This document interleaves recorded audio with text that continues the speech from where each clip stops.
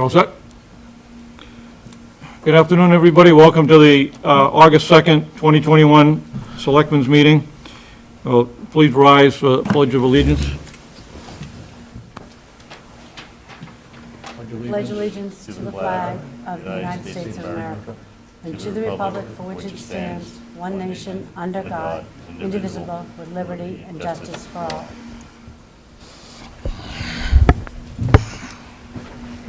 Chief Valentine, Yes. you're up.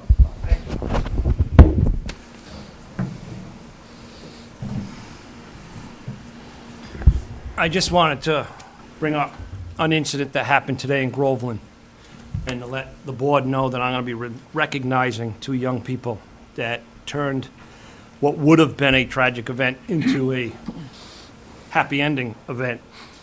Cedardale today had a 4-year-old go in the pool and was underwater for approximately 45 seconds. Two of the lifeguards, Brett Clark and Caitlin Hastings, their actions got the 4-year-old out. The 4-year-old was not breathing, had no pulse. They did 2 rounds of CPR, cleared the young man's throat of any water, and then did 2 more rounds of CPR. When I got on scene, the child was screaming. So we got him in the back of Trinity's ambulance. Mom and Dad showed up. They were extremely happy to hear their child screaming, and he was transported to AJ. But if it wasn't for Brett and Caitlin's quick actions, and they're about 18, 19 years old, this would have been a bad day. I just wanted to let the board know that I'm going to be recognizing them in the near future, and I'll have all the members of the board there for that recognition. But I wanted to bring it to you tonight because it just happened today, and I didn't want you 4 or 5 to hear it on the streets that we had this event.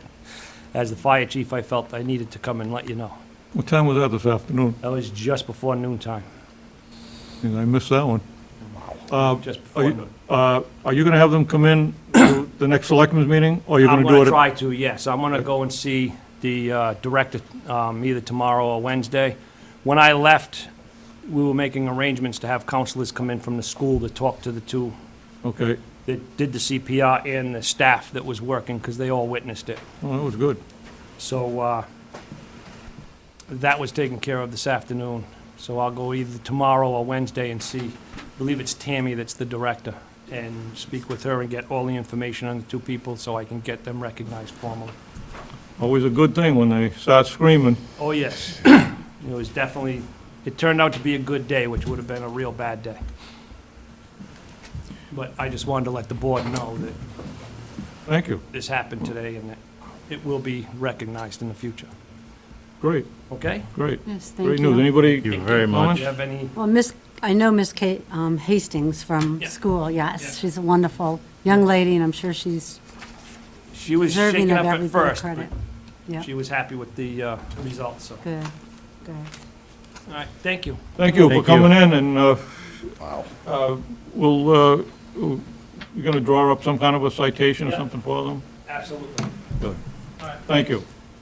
Thank you. I'll, good. Approve the warrant. Jason, you want to tackle those? Sure. I'll make a motion to approve payroll warrant $200,305.84. The motion, is there a second? I'll second that. A motion and a second. Any further discussion? Yes. In looking through this, again, my concern is that we're charging to the town administrator's salary, it looks like, and I'd like to get that clarified. And then just in looking through the payroll hours, I would like clarified, we seem to be paying differing amounts of hours. I know we're understaffed, but I'd like to see what hours people are supposed to be working, and if they're working the over hours, I wonder who is approving that, since we don't have a town administrator. I know. I just want to make sure that we have some idea on, Thanks. it looks like people have worked over the amount of hours that we approved at town meeting in some cases. And so I would like to see the salaries and the hours checked. And I'd like to know why anything's being charged to the town administrator's salary right now. just I have concerns on that. So, No, it was, my recollection, it was supposed to be charged out to, was it treasurer? yeah, we approved a salary of $75,000 for the treasurer, so that's what I was expecting to see. So contingent on those questions being answered and the process for approval of people working over the amount of hours that we've budgeted, I'd like to know what that process is. If we can all agree that we're going to have that documented and all be informed on it. Yeah, I we guess could, they've already worked the hours you have to pay. If the town administrator is an error and needs to go to the treasurer, I'm assuming we can make the adjustment. Correct? Reasonable. Okay. That's all. Comments, Jason? No, I agree. Bill? Transparency is always the best thing. Dan? I think we should approve the 200,000, but how it's booked, I mean, is that another issue? Yeah, exactly. So you gotta pay people for what they are worth, and is it really the employee's issue whether or not it's booked to, account 1 or account 2? So I don't wanna hold up someone's payroll until we figure out what account we're gonna charge. Correct. That's not their issue. They did the work, and unless you question whether or not they should get paid, then I think we approve the warrant, and we can Okay. address the how to record it separately. Well, it's not just that one issue. I want to make sure it's clear that I'm also questioning the hours worked, the payment of over hours, that we have some idea how that's being approved and moving forward so that we don't create large deficits. We That's all I'm asking for is that information. We can review that, but let's Yes. just say that we postpone this. I mean, when do they get paid? And are we violating payroll laws, not paying people? So, I mean, how long are we gonna kick the can on finding out? We can get that information as a follow-up for the next meeting. And I agree with you. You can't. When do they get paid? I thought they have to be paid by Oh, the, no, I you know think we ought to approve, my opinion, we ought to approve it. what I'm saying? Approve it. As far as I know, you gotta pay people by the following Saturday Yes. of the week they work, right? Yeah. I don't know if, Correct, but my question is who is approving the over hours? give it, I'm just, No, I'm just asking for the that for the sake of next meeting. discussion, if We we can don't get the- approve this probably warrant, department these head, people but- don't get paid Well, for 2 Probably weeks? the department head, but we can get that correct And in some answer. cases, we don't have a department head, so I'd like to know that, that's all. Just so as long as, I'm glad to sign off and get people paid, as long as the questions get answered. Yes. Yeah, Okay, well, fine. Okay. agree. There's a motion on the floor, motion and a second, no further discussion. All in favor? Opposed? 4 in favor, 1 abstained, Bill? I don't know what the motion was, so I can't vote on it. To approve the $200,305.84 for Payroll payroll. warrant, Payroll warrant. gotta pay people. Okay. Jason, Bill warrant. I'll make a motion to approve bill warrant 2205 in the amount of $1,690,733.85, which breaks down to the town of $64,258.96, water and sewer, $6,199.32, payroll withholding, $38,281.72, light bills, $362,995.62, Pentucket assessment,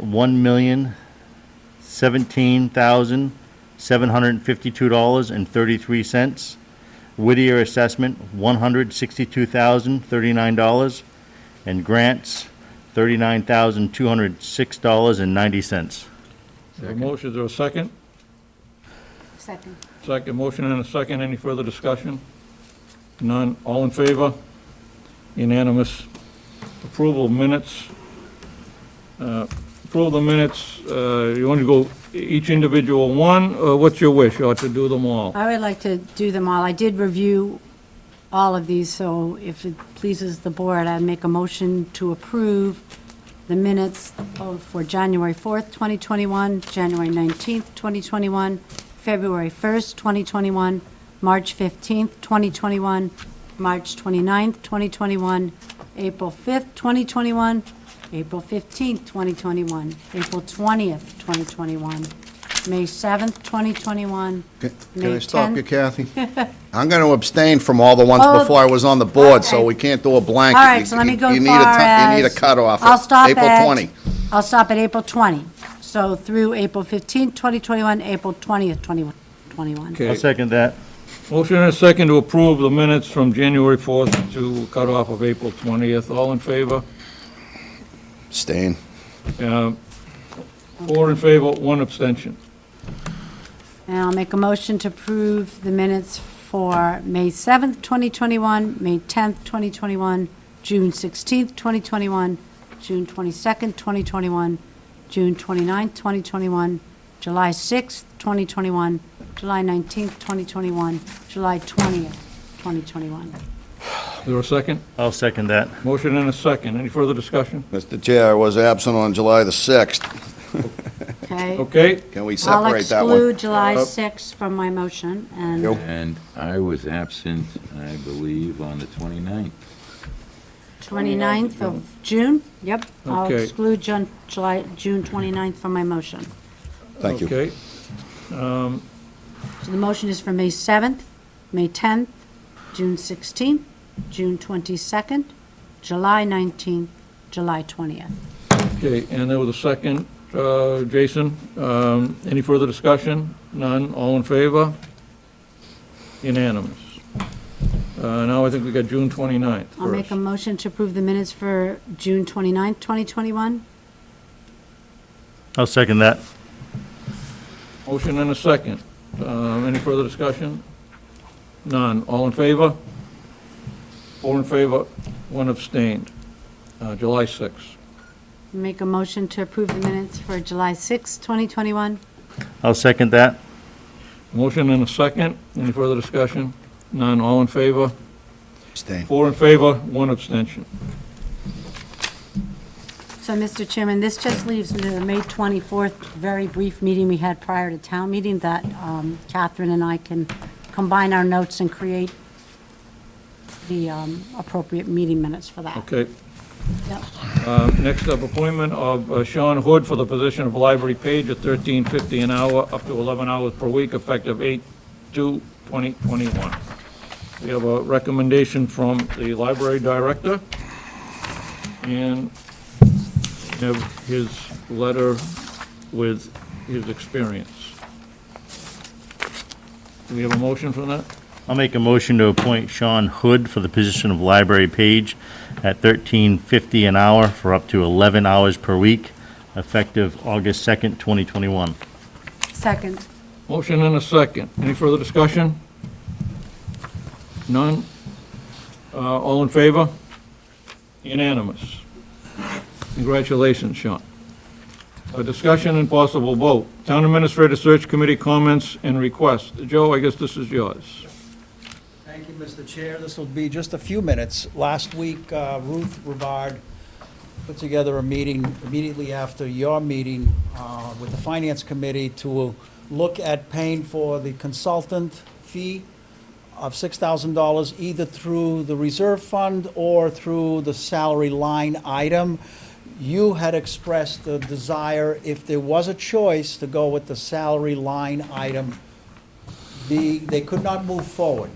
We received information from the accountant that we cannot use the salary line item, you can only use the reserve fund. I was hoping to get some confirmation from another reliable source, and we had one. Greg Lebrecq is the business manager of Regional Pentucket. He's on our search committee. He also had recommended the same thing. So no harm, no foul. I mean, we wanted to be respectful of the select board and try to get that paid the way that you had preferred. So, here's the good news. Thursday night, we're gonna meet, and the consultant is gonna participate with us. It's not gonna be a free consultation. It's the real deal. It's services that eventually will have to be paid. Yes. So, at what I request on behalf of my committee, and by the way, thank you to Rebecca Oldman who organized that for us. So, this way here, we can stay with our schedule of delivering candidates here by September 17th to September 24th. So, my request is simple. At your next possible meeting, if you could put that on the agenda item, vote the reserve fund And then, probably the best way to do it is if you can, Catherine can send an email to Ruth saying, okay, it's been voted, then she can put together a finance committee special meeting, release the funds, and we're off to the races. So that's basically it. So any questions or comments? Any questions for Joe?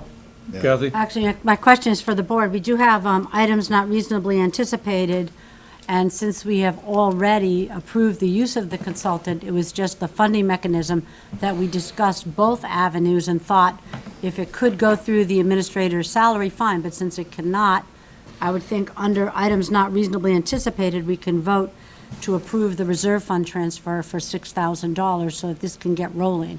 I don't see a need to delay it 2 weeks No, because of where the funding comes from. I don't see why we can't Okay, do it good. later So- on in the meeting, and we'll have Catherine send you an email whether it was approved or not. If you, that's right, if you vote on it tonight, send me an email and I'll just convey that to the committee and to Ruth on Thursday night. I think I just said that. Okay.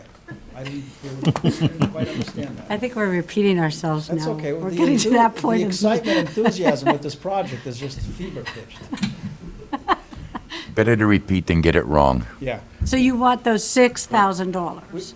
Not me personally. I know but that. yes. You- Well, course you it's don't, not you don't you, need, Joe. you don't need 6,000? I could go with I can go with an extension on my deck, but Okay, but the reserve Get a fund building transfer. permit for it? no, I don't. No, Oh, I guess you can't do it. It's a repair. to be fair. Repair. Oh, yeah. Let us, we can She'll, send that she'll get email. one out to you one way or the other, whether it's approved or not. Wonderful. Really Thank you. appreciate all of you. Thank you for working with us. I'm very enthusiastic, Joe. Very enthusiastic. Yes. Thank you. I just internalize all of it. Residents' discussion, stone wall has been dismantled on Scenic Road, 111 King Street. A letter from the Economic Development Department to resident informing of a public hearing and a notice of approval before stone walls and trees can be removed. Maybe we get Rebecca to give us just a rundown on that?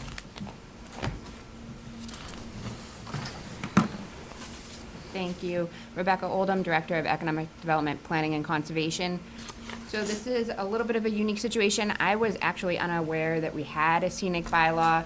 We have a subdivision in front of the planning board right now, and as part of our due diligence, we were just going through all the regulations and all of the requirements, and we found that there was a scenic bylaw. King Street is part of that was designated at town meeting and in 2004, if I remember correctly. And so as part of that process, there was a complaint that a wall was taken down on King Street. And so when that complaint came forward to me, I had forwarded it over to Catherine because per the scenic bylaw, the actual administrating authority is the road study committee, which no longer is in play. And then the other members of the committee are the Board of Selectmen. So it's 3 members of the Board of Selectmen, and then automatically it would default to the Board of Selectmen since the road study committee is no longer intact. So I forwarded it over to Catherine, and at the meeting that you had, I believe 2 weeks ago, you had mentioned notifying the homeowners that they needed to come before the board and discuss this further.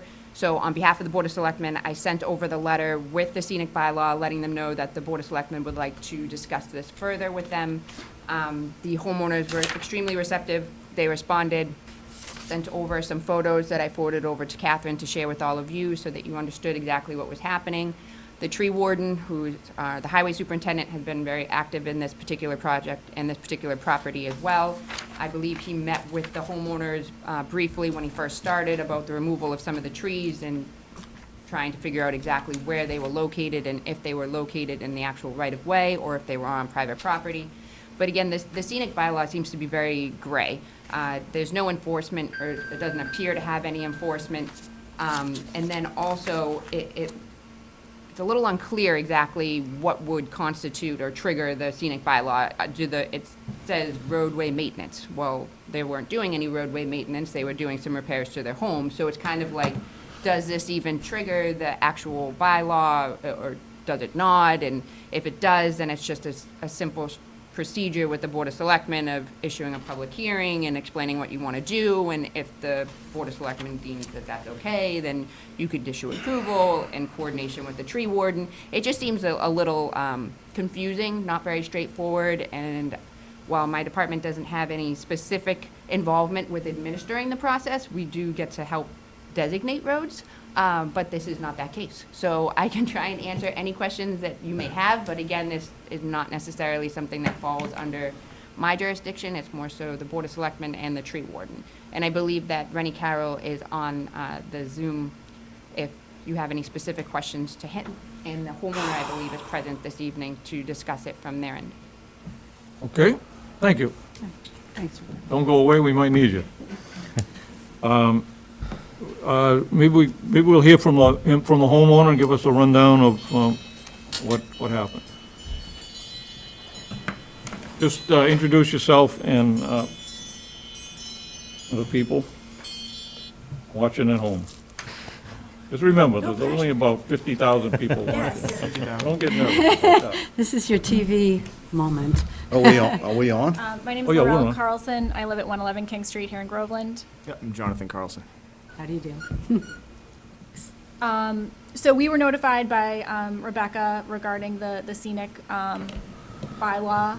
I think, like she was just saying, it doesn't seem to be very clear. I mean, I can read it off to you as far as what was said to me. I don't know if you have it in front of you as far as the information. I've read the bylaw. Okay. You've read the bylaw? Oh, sorry, I didn't hear you. I said I've read the bylaw, Okay. yes. So we were notified that we were in violation of section 10-6.4. So we attempted to do a lot of due diligence. When we bought the home, I don't know if you're familiar with the property, but it was abandoned or foreclosed upon when we purchased it. There was 2 trees that had actually fallen on the property when we purchased it. So I'm sure for those that have driven on King Street, you've probably seen there's very large spruce trees that line the roadway. In our particular instance, when we purchased the property, there was one that was very, very dead that needed to be removed, which then triggered me searching out the tree warden to say, okay, is this on town property or is this on my property, because it's right on the edge of the roadway. Rennie, I think, had been on the job for like 3 weeks when we met, but he confirmed that the trees were in fact our trees, and he granted us the permission, to take them down. So when these trees were planted, unfortunately, they weren't planted properly, and they've created very large hillsides that flanked both the right and left side of our driveway. So the line of sight was completely very dangerous in attempting to back out onto King Street, which is another part of the reason why we wanted to have them removed. So we are in the process of replacing our septic system, and since we were having excavation work done anyways, when we had the trees taken down, we wanted to have the hillsides removed in order to improve the driveway and backing out onto King Street. So we had the lot staked. Again, we had met with Rennie initially. We didn't see a problem. I will say that the rock wall was definitely, I submitted photos of it. I don't know if you've seen the photos, but the trees actually lifted the rock wall up and out of the ground, and it's kind of just stones that have now been scattered on the hillside. So that's kind of the story with our particular house, and then happy to take questions. Can I read the bylaw there? Oh, absolutely, yes. Forgive me for not saying it, but. Does it say you can't remove rock walls? I'll let you read it. As far as the authority and purpose, it actually specifically states that it's pertaining to road work. It doesn't actually say anything about homeowners. Are rock walls roads? I mean, I don't know, I I'm don't new typically here. drive on them, but, all right. I mean, everybody's got their thing, but, this is also the letter we received. I suppose roads couldn't be made out of rocks, little pebbles, little tiny pebbles. Mr. Chairman. So you thought what you did, you you had the absolute legal right to. It's your property, you own it, and it comes with a bundle of rights, and you just thought you did the right thing, and you actually did what you thought was due diligence ahead of time and acted in good faith. So it wasn't like you just did it with, asked questions later. You did your homework and thing like you were Yep, absolutely. green light, good go, acting in good faith. Any other comments, Kathy?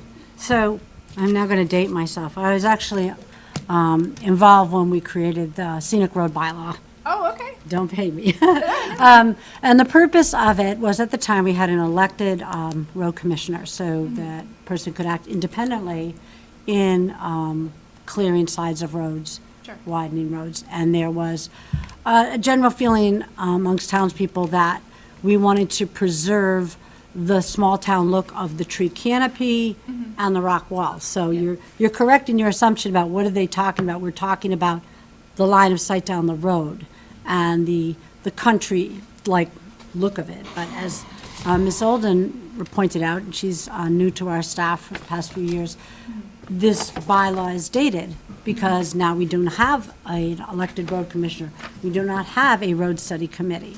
Right. And so it's become, I would say, a gray area that needs to be addressed. I mean, I still think, that, and I'm sure you do too, you love the canopied historic look of the roads, and that's what this was meant to try to preserve. Absolutely. I No, mean, I definitely yes, agree with but that. I mean, I don't see that anything, you didn't go in and take down a stone wall bordering the road and bulldoze it over. That wasn't what happened. So I think it's great that you're able to come in and talk to us about it, and I think that it's highlighted a need to review this bylaw. Well, and I will say too, when I received it, I did try to find a list of the scenic roadways and where they fell, and there wasn't anything listed on like the website Oh, or okay. the bylaws or, Directory of which roads are protected. right. It's actually in the notes of the town meeting that voted it. And you're right, Right. it should be noted on our town website. Or in the Yeah, That's a bylaw. good point. Okay, and so, and also just to point out, and going back from, I think 2004, 2003, and 2006, there was a couple mentions of the scenic roadway, and it specifically calls out the section of Kings Street that is from the Georgetown town line to Kings Way, which we are outside of that. Right. So, in my opinion, I don't know that this would even technically apply in this section, so it's not all of King Street. It was designated a certain section of King Street. That's possible too. Yeah. That town meeting warrant would have that information on it. Yes, yeah. And again, I And just I think. reviewed that, yeah, and it was, yes, Yeah. it looks like it's not even our section of King Street. Okay. But I do agree with you that it's very gray, and it's. It needs an update. It needs to be updated, just in future, if this is something that you want homeowners to preserve, they need to be, They need to understand they're on a scenic road. Absolutely, Yep. and the way it's written, it sounds like it strictly pertains to contractors doing road work. It doesn't even pertain to homeowners. It's meant to preserve the scenic roadway. So Right. in that respect, I would agree. It's not talking about your backyard. It's talking about the tree canopy on the road and any historic walls bordering the road. That was the intent, at least, in its original form. Yes. And that's the intent in other towns that have similar bylaws. So, but it does look like we need to update this. No, absolutely. I Yeah. think I understand the intent of it, of course. It's just the way that it's written. It says specifically in section 10(1) that if you do not fall in the category of road work, it does not apply to you. Like, the language is there, so. But you did identify the tree warden before removing a tree that Absolutely. might have been perceived to be a historic tree. So that would be compliance with the bylaw. Okay, perfect. I mean, at least that's my understanding of it. Bill, you had something? I have nothing at this point. Dan? Something else? Well, I mean, it has authority and purpose, like you said, section 10-6.1. I'll read it verbatim. The purpose of the scenic roads bylaw is to protect the scenic qualities of a road which is being repaired, maintained, reconstructed, or paved, period. Next sentence, if none of these activities are taking place, then the scenic roads bylaw does not apply. That's pretty black and white to me. I think if there was a rock wall that bordered the road and they needed to expand the road 10 feet, then maybe they would take that into consideration and move the historic rock wall back 10 feet if they could. So those things are within the scope and authority, I believe, of the Chapter 40, Section 15C. So there's certain things that can be done, but this doesn't apply. There wasn't any road work being done. Correct. It doesn't apply, and it says it on the face of on the bylaw. Jason? I just want to thank you for considering the line of sight when you leave your driveway. It's something that doesn't happen a whole lot here in Massachusetts. Yes, no, it was, I would have to roll down my windows actually and listen for vehicle traffic when I was backing out. And it's actually, the driveway was very narrow, it was only 13 feet wide at that section, so it was definitely, yeah, to say the least. So taking that hillside down has definitely improved my safety dramatically. Yeah, I remember when this was passed, and there was quite a bit of opposition to it, but I don't remember the reasons why. Can't remember that far back, but there was a lot of opposition, but it passed. And I don't know what the vote was. Bill, you all set? Now, what's this 10.65? Does that also apply to 10.61? Whereas approval or denial of request of cutting or removing trees or tearing down or destroying stone walls on a scenic road, the administrating authority and the tree warden, which we don't have at the present time, or Rennie is the tree warden. Yes, by- Rennie is the tree warden. If required, shall make a decision.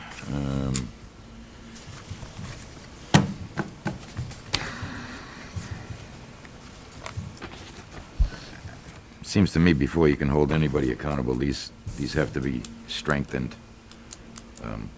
Language has to be tightened up and more specific descriptions, language, and things like that need to be added. Because Okay. right now, it is a little vague, it's almost unenforceable the way it's written. Anybody else? Rebecca, you got any, you people here on the same? Yeah. Yep, okay. Why don't you change places with these people and Did I get it right? Yes. Carlson's. and get your Thank you. your name for the record. Tom Schaefer, 109 King Street. What's the last name, please? Tom Schaefer, 109 King Street. So we've lived there for almost 30 years, and I would totally agree the way the driveway was when Mr. Adams used to live there. Coming out, you couldn't see anything, so that's a good thing. The question I have is, I have similar trees in my front yard. We had a couple fall in the house a few years ago. One of them seems to be dying. I've contacted Rennie. He said he was actually going to take a look at them tonight. I just want to make sure if he looks at them and there's no issues, that when I decide to take them down, I can take them down, and I'm not going to have to come to the selectmen's meeting after the fact. No one wants to come to our meetings. I think if Rennie's going to tell you that the tree is dying and it's going to fall, it becomes proactive at that point and incumbent upon the town to take that tree down if it's on town property before it does any damage. If you know it's gonna fall and you do nothing about it, I mean, you create some illegal issues there too. If So it's you- on town property, It I could mean, fall if on it's somebody and kill somebody. That I don't know. Right, yeah, and there's two across the street that are dead and have probably been dead for 10 years, and they've actually came down on the power lines last year, but I don't know how far back they are from the street, but, okay, I just, because the same thing, The trees. I contacted Rebecca, she gave me some information, and reading it, it's sort of unclear what you're supposed to do, who you're supposed to get permission from. The Invisible Road Study Committee. Yeah. Wasn't there some trees that were taken down on the opposite side of the road by the highway department? They went up and marked the trees, and they took some of those down. I thought he did Center Down Street. closer towards, off King Way, down closer to. I think towards Jupiter You don't remember that? Terrace, there was one that fell on the power lines years ago, and then they took down, there was a dead one right on the corner. Yeah, no, I wasn't going back that far. I'll ask them. I would say if you get permission from the highway and permission from Rebecca, then you're probably good to go. Okay, thank you. Thanks. Okay, so the wish is to take no action, I would assume. No action? It's, in my opinion, inapplicable. Okay, Doesn't apply. okay? Right. No action. Thank you for coming in, both of you, both families, thank you. Thanks for your time. Nice. Good to luck see with you. your tree. Oh, yes, thank you. Appreciate it. Okay, Council on Aging next, Council on Aging tent discussion. Tent discussion. Hello. We have with us our new Council on Aging Director. Maybe you can introduce yourself again to everybody. I am Denise Gilman, the new Council on Aging Director. And how's the job going so far? It's going great. Very, very busy, which I like. Okay. What can I do for you tonight? Well, you're looking to put up a tent. Can you let us know how, where, how big, how long, Okay. and what it's going to be used for? Yes. And if anybody else has any other questions. Okay. I have to go from previous emails because it started before I came here, so I'm going to go from the information that I have. It looks like the tent is 20 by 40, that I know. We're hoping to put it right outside the building between the town hall and the library. The reason why we hope to put it there is because of access to the facilities inside here for the seniors. We do not want them traveling across a bunch of lawn to get to the facilities, which they will definitely need from time to time. However, Rennie and I do want to go through and look at it. We have to look at the sprinkler system. We do want to do a dig safe, or at least I do. I haven't discussed that with him yet. So we need to do that before we decide if it's a feasible place to put it. So that has not been done yet. We talked about that today. That is the ideal location as far as accessibility for seniors. That being said, we're hoping that other departments will also be able to use this. It's not just a senior tent. It was purchased with COVID CARES funds, so it is available for town use. We've been given first priority with it, and when we're not using it, it's available to be used by the library. I know they do book club out in the parking lot, which is probably not the best scenario. They were very excited when we told them there might be a tent coming. We have some exciting things we want to do. We have exercise class in here. I have had some discussions with Nisha about putting an indoor mask, mandatory mask indoors for seniors again. It's going to get to that point where I believe that's something that we're going to be looking at. They're a vulnerable group. That's one of the criteria that the CDC is talking about. And I can't imagine, first of all, seniors indoors exercising and having masks on. So being outdoors would give them the extra flexibility of being able to, first of all, socially distance more, as well as not having to wear the masks. A lot of them have breathing issues anyway, so I think that would be helpful to them as well. We do the yoga outside already. That way, if there were some slight weather, they would still be able to conduct yoga instead of having to cancel it. We have watercolor classes that we want to start back up again. I have already put them in the newsletter for next month, and we're just hopeful that that we can do that. We want to start having lunches again, and we've also put in that we'd like to start like a social gatherings. We want to do a coffee hour. I want to meet some of the seniors and make sure they know that we're here for them, that there is somebody in charge here, and if they need us, we're here. We've also wanted, we want to do some more social things, and I feel like that's just a really good, secure place for them to be. And the tent will be under surveillance as well, so it won't be messed with by teenagers or whatever when it's not being used during the evenings or whatever. So, I think that's all I have to say about it How for now. long is it going to be up for? It will be up from now until probably, I would say, maybe like mid-October. Probably like Columbus Day timeframe. And who's going to be putting it up and taking it down? Right now, we have the the manufacturer will come in and assist the highway department and some other volunteers. Rennie has already agreed to bring a few people in, and we have a couple of others that have volunteered to work with it. They're going to show them how to put it up, because it is a big tent, and they should, know how to put it up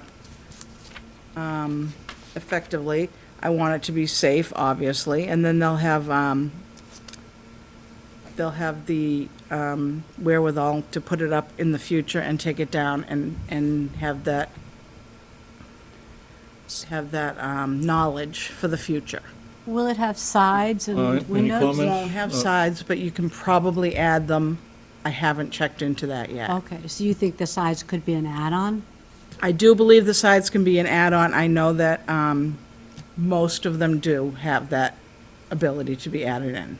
I don't Okay. think they ordered them, though. Would we be putting a flooring down or not a flooring? No. No, but you're trying to have it so that they can access it from that that ramp that goes up to library? Right, so there wouldn't be any stairs, it's just a walk straight in, and the Sense. restrooms are available to them, and, Well, because we could, the library restrooms is what you're no, anticipating? hours. So The we would library's open not this- open at all to the public right now, so that's not an option. Okay, so they would use this door They would here. come through here and use ours. Okay. Not library folks, but seniors. Yep. Anybody else? Jason? Yeah, can you put me down there to volunteer to set it up? Absolutely. That would be great. I would love that, yes, thank you so much. No problem. Yeah, I think he needs about 4 or 5 guys. When is it? Can definitely count on me there. Definitely don't want me on that crew, right, Jason? No, okay. No, I had trouble collapsing a table. Dan, you got a comment? Yeah, it sounds like a great idea. I mean, used to have, social events and men's breakfast and all that kind of stuff. Right, we You're can gonna bring that back and Get serve some things food out going, there. yeah, yeah, It's open, a little bit aired out, so exactly. maybe it'll minimize risks of what we got Exactly. going on if the Yeah. wind's blowing. But if we get into hurricane season, it's gonna be up in September and October, or is it, is there Well- any contingency plan? Obviously, if we have severe weather, we'd have to, I don't know what the criteria is for this tent. I don't know what the specs are. I haven't looked at that. I wasn't involved with the purchase of it. I'm sure they have specifications where it would have to be pulled down. They're pretty good, though, the ones that the senior centers have been buying.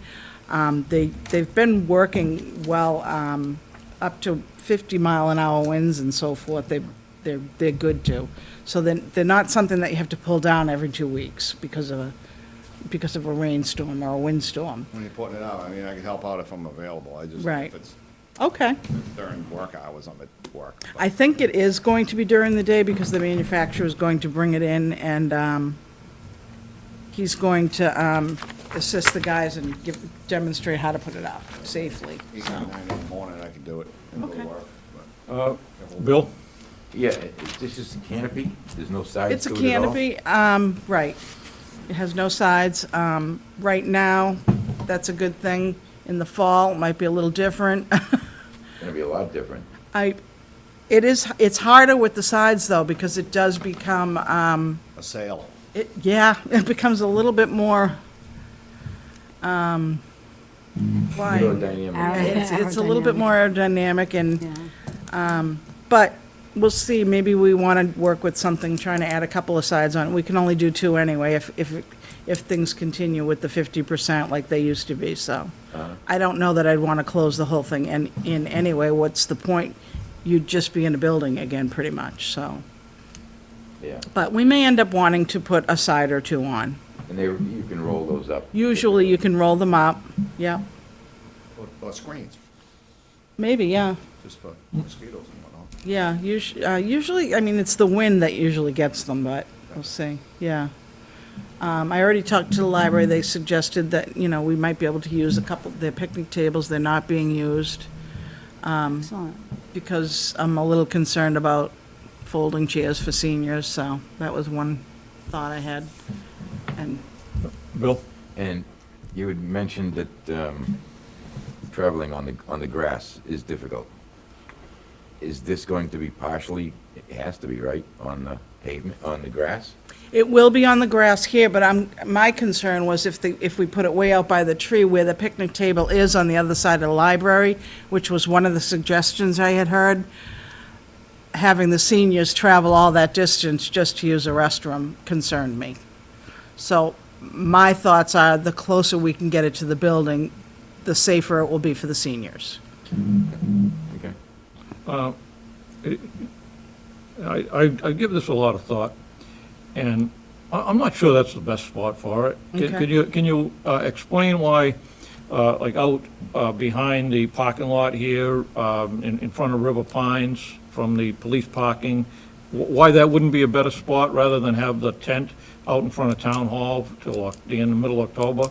Right over there, you don't have to think about the senior citizens walking across the grass, because to walk in here is about the same distance, maybe just a little bit further, but it's all across the hot top.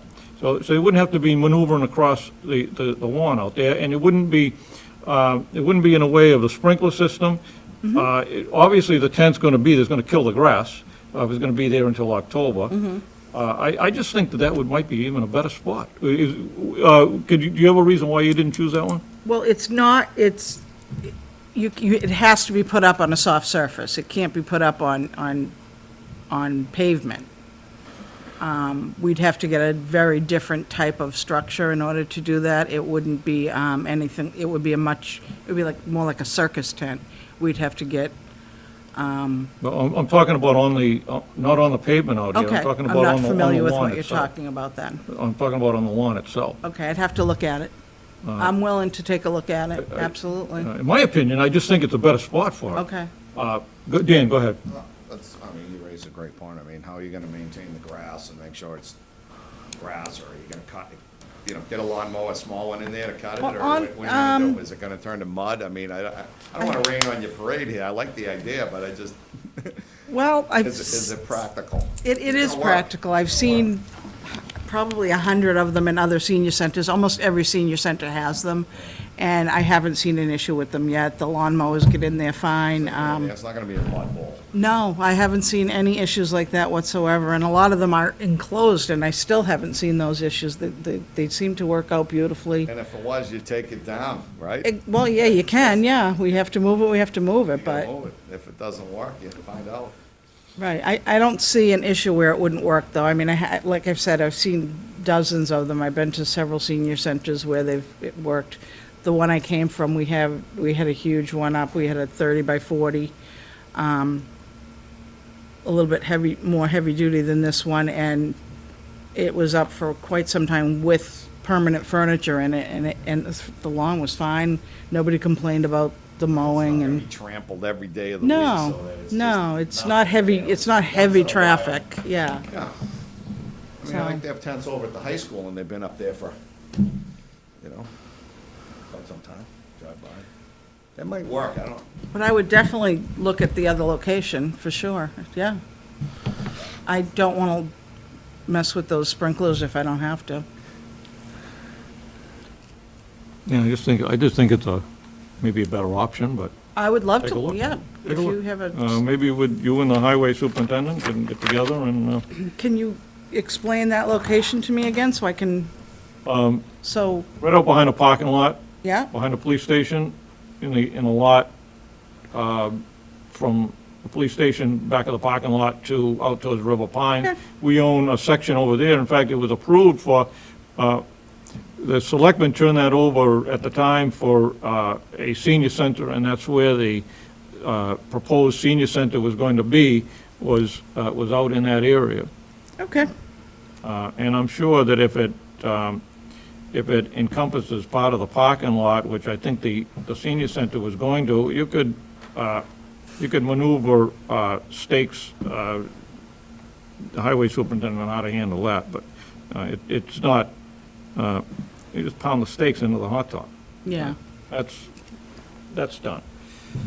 Okay. Ed. Yes, I have something to say. So I actually prefer your suggested location.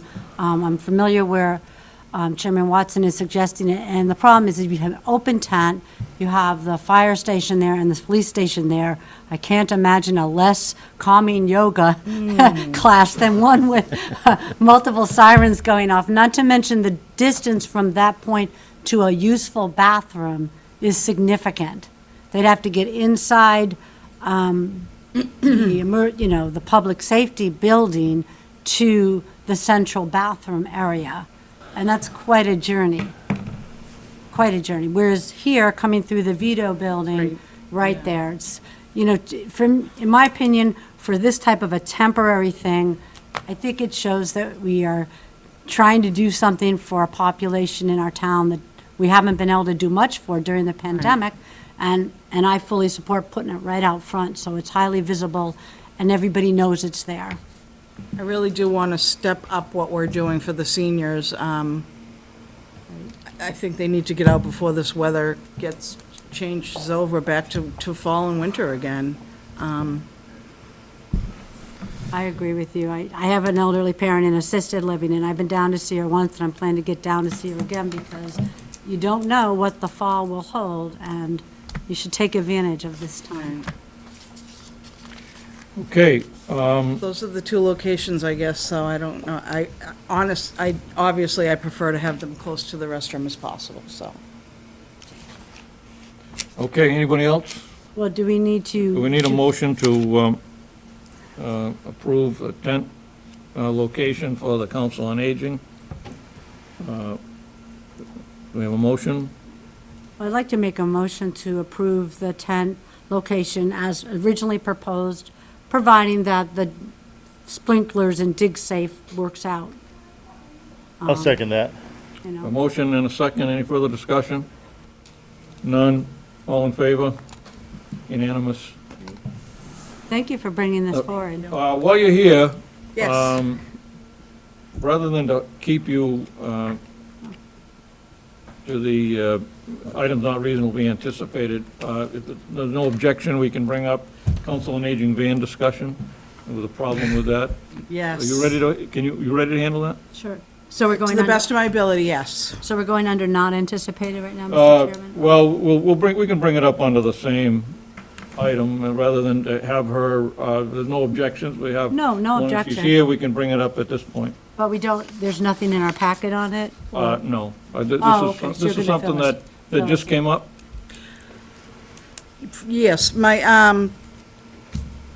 I put the invoice in through with my bills, and it got bounced back. I'm not sure how the purchasing process happened. Again, I wasn't here through the process. I do know that there were several, they looked at several different vans. They got quotes from three or four different vendors. And this is the one that was chosen and signed off on. Unfortunately, it doesn't seem to have the correct paperwork to get through the final process. And this van is projected to be delivered on Thursday. Okay. I was expecting a check to be produced and ready for me on Thursday. I have various emails here with everybody's follow-up on doing their due diligence in to the best of their abilities, I believe, to follow up and get everything that they thought was the right thing to do to get this process in place to have the van ready and to trade the old one in and get the new one in here at an appropriate time so that we could use it for the season and get it here. And I think some things just fell through the cracks and it didn't happen appropriately. Obviously, had I been here, I would have done it differently. And you can be assured that in the future, if I had this to do again, or there's something similar to this, I would do it differently, and That's all I can tell you from my standpoint, is that I obviously would have done it differently. And I'm hoping that there's some way that we can get this invoice approved and get the seniors on the road in this new bus, and, again, not waste any more of this season that we have that's very short. So, And the reason that it wasn't approved? I don't know, honestly. I can't answer the question of why it wasn't I think approved. we have somebody that can. Rebecca, I think she can, Okay. Rebecca, can you come back up? I didn't know there was a why, but okay. I knew we kept you around for some reason. Sometimes. Rebecca Oldham, Economic Development Director. So essentially, I have been taking courses and just recently received my certification for procurement. And essentially, Ellen, the town accountant, knows that I had my certification, and she received the paperwork in regards to the Council on Aging van. So she contacted me this morning and said, would you need 3 quotes in order to purchase a van of over 50,000? And I said, no, you would need to do a sealed bid process. It would not qualify based upon those threshold guidelines. Those threshold guidelines are from 10,000 to 50,000. Anything over $50,000 would need to go through a procurement process. So the 3 quotes that they solicited were not in accordance with the thresholds of the Chapter 30B process. Therefore, the accountant has every liability and every reason not to issue payment for illegal procurement activities, and therefore she held on it until the Council on Aging could provide more documentation as to what the procurement activities were. They had stated they had used a pre-qualified consultant. Essentially, as you all know, there's a statewide contract that you can pick vendors through that go through the procurement process with the state. So the company that was listed, while they are registered on combis and things of that nature, it does not appear that they're listed in the statewide contract to purchase vehicles from.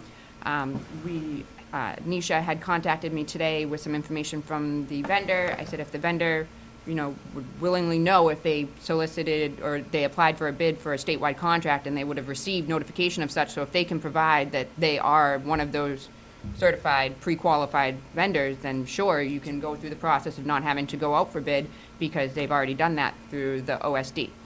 But they have not provided that documentation, so that's kind of where I've come into this, is just kind of to give some background and try and make sure that things are being followed the way they're supposed to be. But if there's additional documentation, since I wasn't here in the beginning, I know that Lynn had started this with Kevin, and Kevin also had a background in procurement, so I don't know what type of arrangements or agreements were made during that time. I just know that based upon the facts that I was given, it does not appear that there's a contract in place, that a contract has been signed, and that procurement was followed the way that it should be. Questions for Rebecca? Yes. Dan? So, the vendor wasn't on the state list. And they knew they were trying to sell it to a municipality, so it appears to me that it might not be enforceable, so we have to start all over again. Is that where we're going with this? It's just ring around the rosy, but we have to follow the laws, and that's the way it is, and there's no gray on this, so it's not 50,000 and 1 penny here. How much is the contract, and is there any wiggle room on it, or it's no? I believe it's over, I think it's over 60, I think it was 63,000 with the trade-in value for the original van. Correct. I don't know the exact numbers, but I With know. the trade-in, so the trade-in can't bring it down under 50, and then you It's get by 59,985 with the trade-in. with the trade-in. So it's 9 over, it's not $5. Right. It's not trivial. If they get it down under 50, then I don't really, the 3 quotes seems to meet the procurement guidelines, but anything over 50, Well, there was discussion of a grant, a partial funding by a grant when Lynn was here, and I don't know if that was ever filed or what became of it. I know that at town meeting, we voted up to $60,000 for the purchase of the van. but would you say that the grant would do what, though? It would still be the cost of the vehicle? It would be offsetting some of the, it wouldn't change the cost of the vehicle, you're That would correct. be kind of like a bid splitting, like you Yeah, can't say like, yeah. oh, it costs X amount of dollars, but I'm gonna take monies from this fund and then monies from this Right, fund, and then I'll right. put it all together. It's kind of like the monies are all one pot, and they need to be Yeah. allocated as well. It just sounds like we did ask Sarah Hunter when she was before us to try and look into this a little bit. I don't know if you recall that.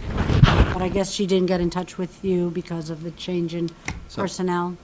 Who was that? Sarah Hunter, our consultant treasurer. I That didn't was meet like her, the, no. I didn't know that you were in the process of So, securing such a neat certification. What would happen if you made a mistake and pushed it through? Would it, you say it's liability to the town accountant? Oh, It yeah. would be an invalid contract. Would. There would be. So there's no gray in this. It's just, you could go back to them and say, hey, listen, 50 grand's a good deal. You wanted it, don't you? Were there any accessory add-ons that could be separated from it? You can't like subtract, a few accessories, take the leather seats out of it or something? It's I'm already- kidding, I'm kidding. it's already built. I'm being facetious, It's Can't take the coming wheels off it and get it under Well, it 50 was. and then we'll. So it just has to go out for bid. Or you have to find a vendor on the list, or can they cure it by getting on the list retroactively? Is that That's what I was permitted? wondering. Can they cure? No, it's the same type of procurement process. The procurement process starts at the time the consultants are qualified. That's the end of the contract. It can be extended by OSD for a year or up to 3 years for multi-year contracts, but that is the statewide contract, and then they have to go out for bid again. So that's the process of making it fair and competitive. Yeah, it can't be retroactive backfill. It can't be, but there's other qualified state-wide contracts that you could probably tap into to get what it is that you need, but that does put the Council on Aging at a disadvantage based upon the timing and also the negotiations that they've had with the original supplier. There's no way around it. They gotta start over. Bill, you got any comments? The invoice was signed. Yeah. My only comment is, I'm not surprised. It's unfortunate, but the laws are what the laws are, and I'm too old to go to jail. So He won't do we well. should follow the laws, and wherever they lead, they lead. We have to start over again. It's an unfortunate occurrence for sure. Put you behind for a year, I would say, because that van is custom built, right? I'm Not not gonna sure get- if this one was or not. I can't answer. Well, I'm not sure. I don't think you can Kathy, get them off hold the on. lot. Yeah, I know. I'm not sure. How long does the process take based upon your recent knowledge in procurement? So if it's a contractor on the statewide list, then you should be able to move pretty quickly. It's just a matter if you are going to go out for bid, then you have to do an IFB, you have to get the proposals, the specifications for the type of vehicle that you're looking, you have to post it, you have to go and do that whole process. So that's like a 3-month process, So just to that's meet the deadlines. worst case scenario, 3 months? About- Best case scenario, if they get it, if they sell it to us for $49,999.99, then we're good. So if they really want the sale, they know they messed up. So would it be the vehicle price or the total due at the end after we've traded in would need to be the $49,999? That's typically what you pay sales tax on. It's the cost of the vehicle less any trade-in value. Right. That's what you pay when you go to the registry, that's your sales tax amount, right? So I don't see why it would be any different for a municipality than it would be for a private citizen. So I would think if they could get, if you correct me if I'm wrong, but if they really want the sale and they know they kind of messed up, they want to make a deal for $49,999.99, we got a deal, they deliver it and everything is copacetic, right? I believe that is the case. I'm a little not well-versed in the trade-in aspect of things, just because I don't know if the real sale of property, like you need to auction off land or supplies that we currently own. So I'm not 100% positive, but my understanding is the intent and the purpose is to make it fair and equitable, and I believe that that would fall into those guidelines, but I just can't say with 100% certainty on that. Jason, you have anything? No. No. I just have a question. When was the contract signed? I don't have a signed copy I don't have a right signed here, copy. so. Okay, that, It wasn't that long ago. Who signed the contract too? Because that That was the. What's that again? Board. So the other issue is that the Board of Selectmen and it used to be the Finance Director are the only authorities of this town of Groveland to enter into a contract. So without having had the Board of Selectmen or the Finance Director sign that contract is also void. Just a question, if you know the answer.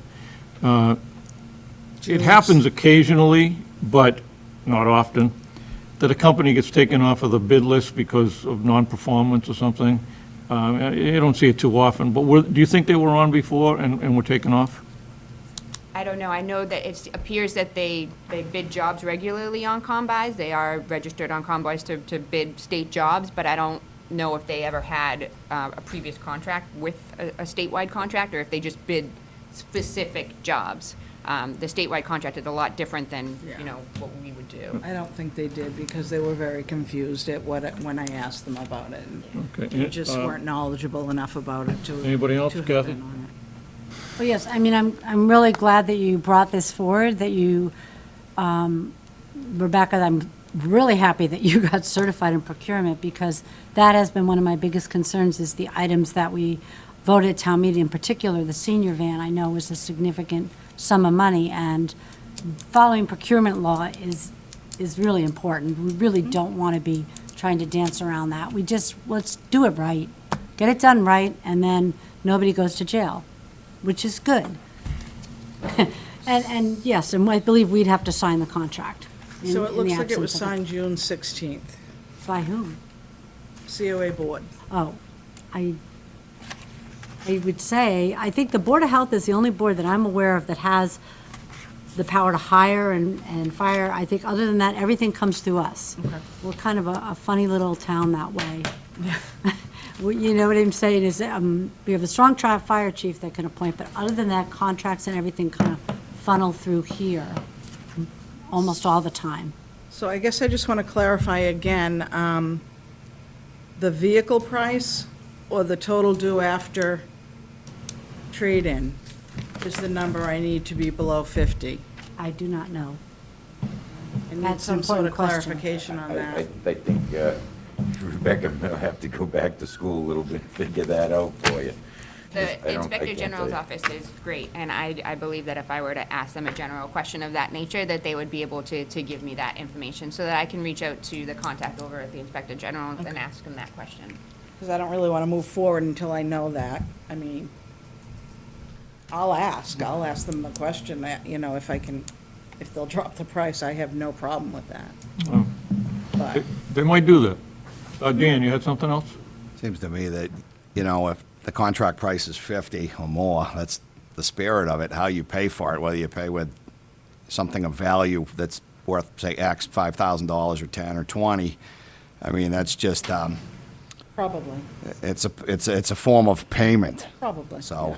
Most can likely. you get around it, or is it, can you sell it for $1 and then agree to, purchase for 50 grand, or is that circumventing the law and being, No, yeah, no, I you know? understand. I think the further you get away from reality, it starts to break and crumble and become laughable, then it's don't do it. So we kind of all know what's reasonable, and if it's unreasonable, just you stop. If the van's worth between 18 and 20, you could go the shallow water mark 18, but you're not going to go 8, 5, 4.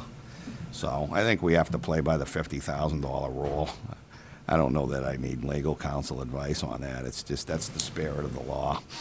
As the full vehicle price before trade-in. It's the contract. What does it cost? What is the cash price? 50 grand. How would you like to pay for it? Well, I have something of value worth X.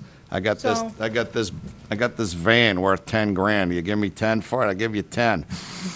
That's negotiable, and or you write a check or cash, but it's I agree. It's historical cost. Invoice price is X. That doesn't change with the form of payment. Okay. Bill, Sometimes you got anything else? Just real quick, that quote is from an auto dealer, I imagine. Is it from a typical auto dealer? No, it's a bus sales company. It's a bus sales company? Yes. Okay. Never mind then. So they should be familiar with the process. They may not be, Where are they out of? they were confused when I asked them the question. They really didn't know what I was talking about. I think they're from New York or something like that, Oh. but I don't think that they're too familiar with the process. I don't think they were trying to pull a fast one I on anyone don't. or anything like that. I think the biggest issue is that they're gonna be upset that they have invested money into retrofitting a bus for the purpose of the Council on Aging, and now they're being told that they were operating under a false contract, and now they're not going to get the contract. I think that's going to be the biggest hit for them. Yeah, and they've brought it in from New York and retrofitted it and so forth, so. Perhaps you could work with Rebecca and get, bring it up to them. Dan, you had something else? Yeah, I mean, the laws are, they're public notice, they're judicial notice, they're on public record. If they want to do business in the Commonwealth of Massachusetts, they're in the business.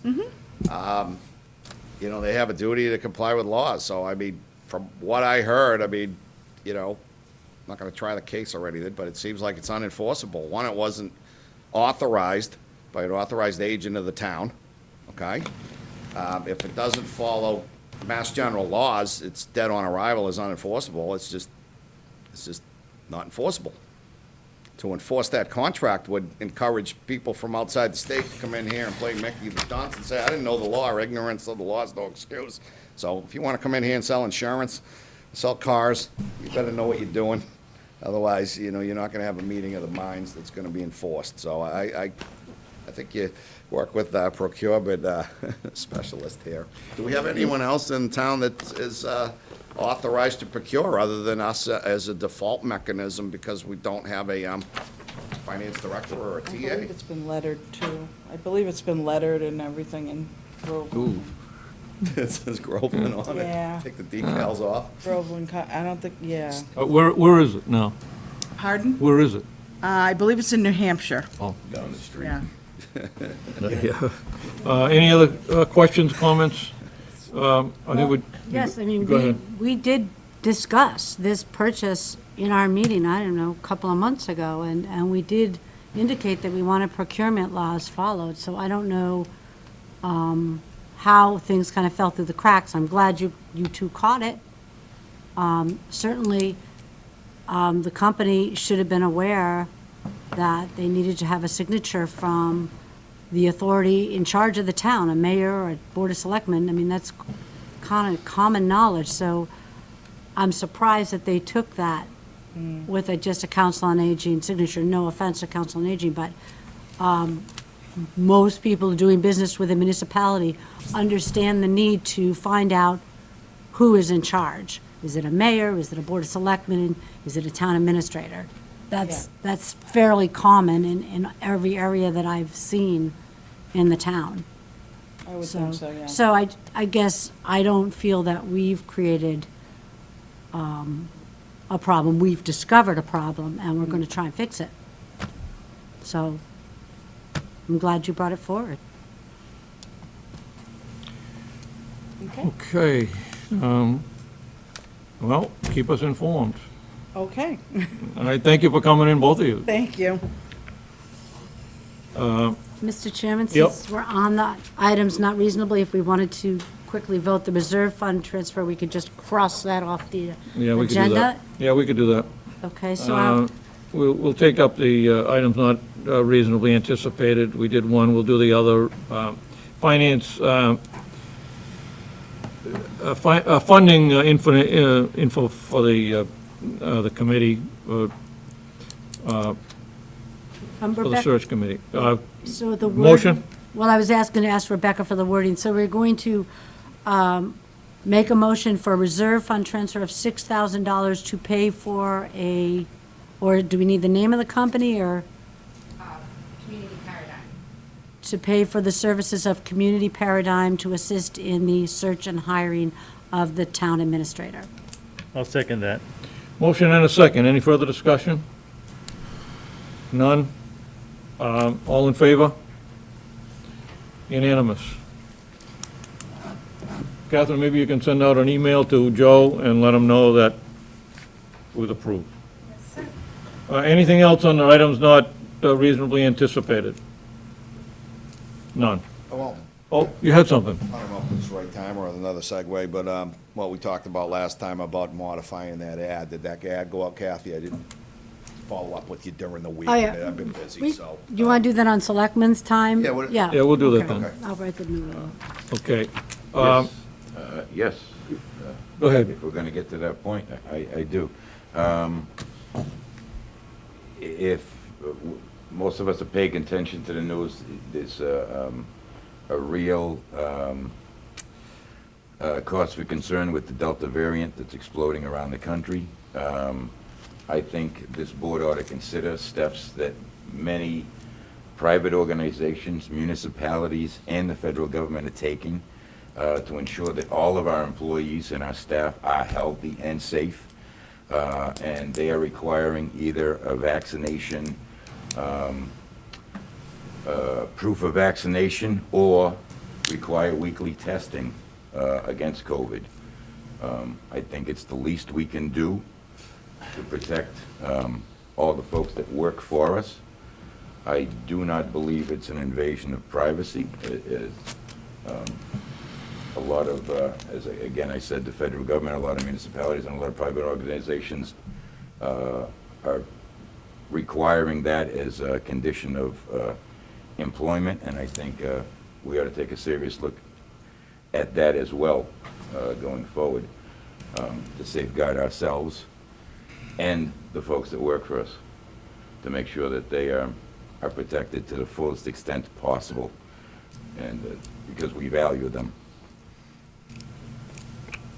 Comments? Jason? No. Kathy? Well, my understanding, I don't have it, the exact wording of the signage, but I believe the Board of Health is come up with a sign that they're going to post at the front of the town hall that masks required if not vaccinated. Is that in line with what you're thinking, or? No, because right now, we've relied on the honor system, and it's Yeah. pretty clear that the honor system does not work. People will lie, and I get it. You know, these are not convenient. They're not fun.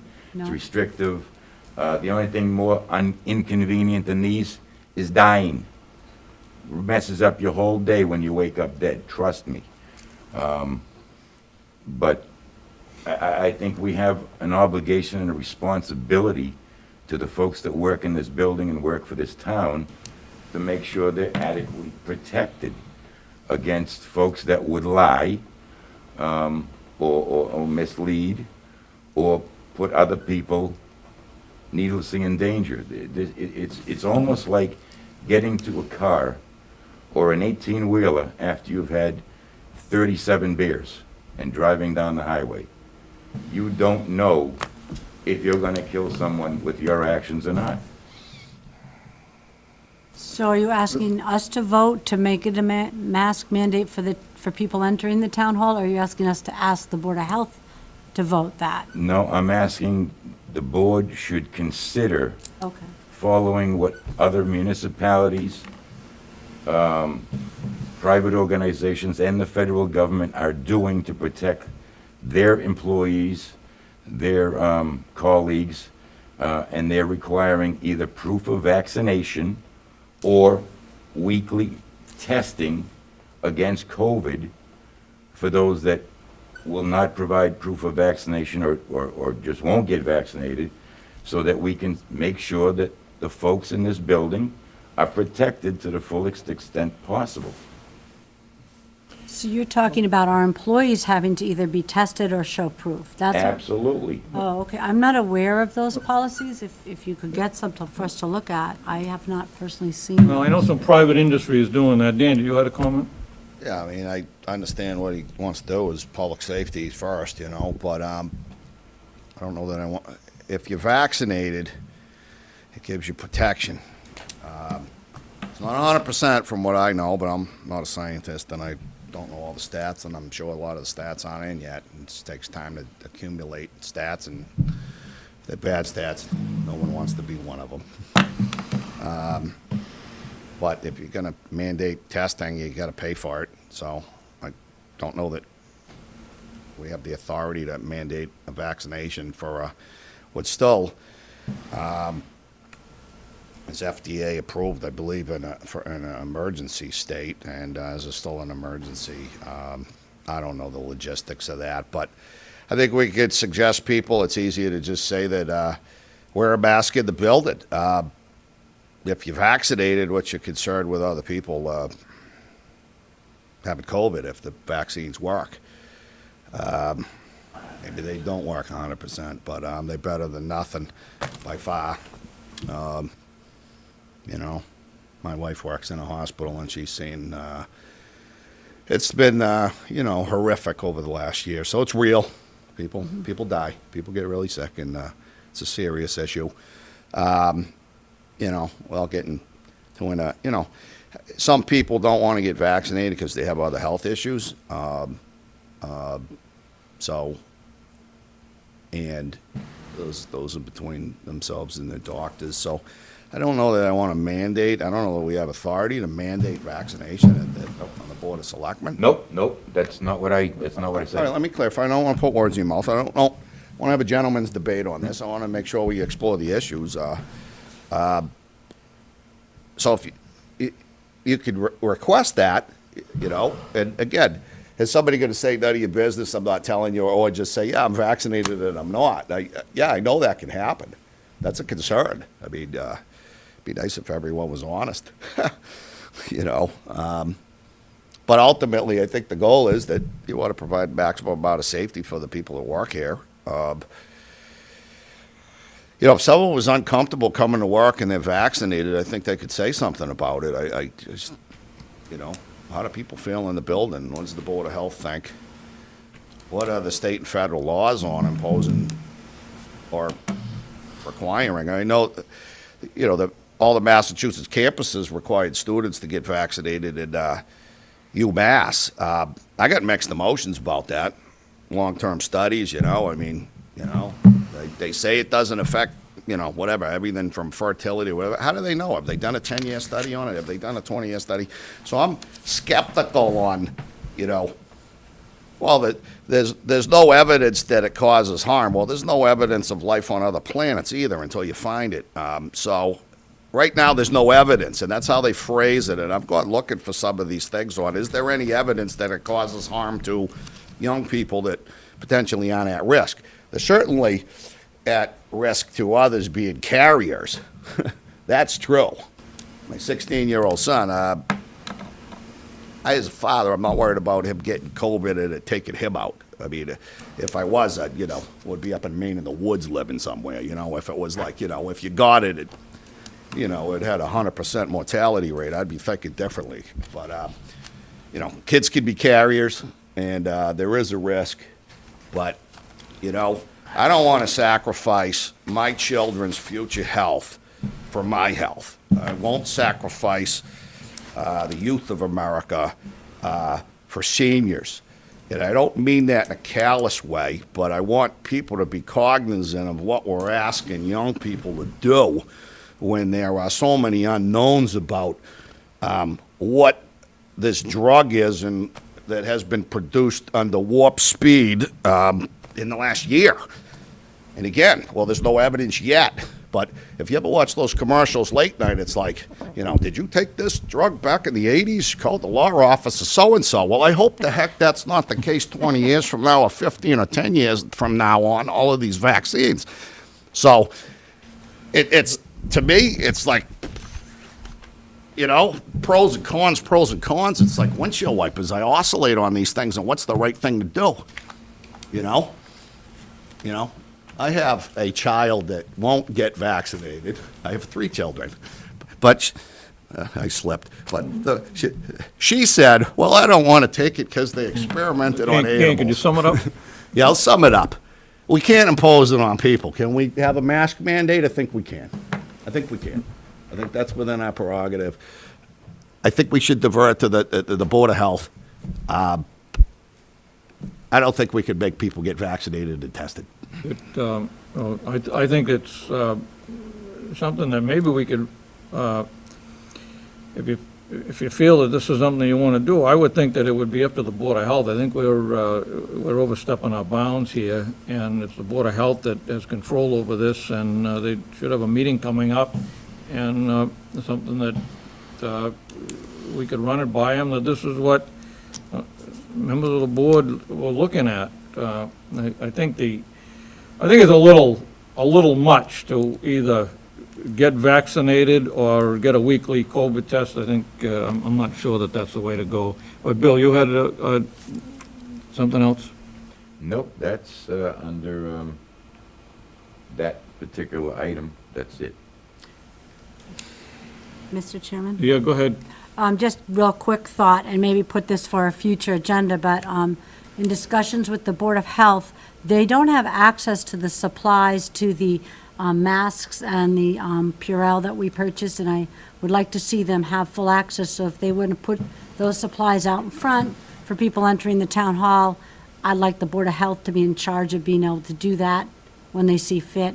And what I have noticed at some businesses is that if they have 2 bathrooms, which we do, they designated one for employees and one for the public. In which case, if we did have difficulty this winter with the new variant, the employees' bathroom could be maintained more safely. Or Because the next variant, or the or variant well, after that. I'm just looking down ahead, and I said, I saw this at a place that they did, one bathroom was for the public, and one was for the employees, and the employees had a key. You have to key lock the doors, obviously. But I think that would be a good idea. You know, it's not a big change, but it's a good idea. Anybody else?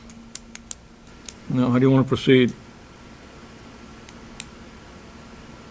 Well, I agree with you, Mr. Chairman. The Board of Health is where we go. This is where we go. I think we want Yeah, I to think we give them should- access to the supplies and listen to, have them come in and talk to us about it. Yeah, I think we should run it by them. And, Yeah. Okay, well, run it by Board of Health. Anything else under items not reasonably anticipated? Catherine, you had something? Do you need me to reach out to Board of Health, or are you going to take care of that? Oh, go ahead, You want me to do it? Okay. sure, So we have 5, 6 people doing it. yeah.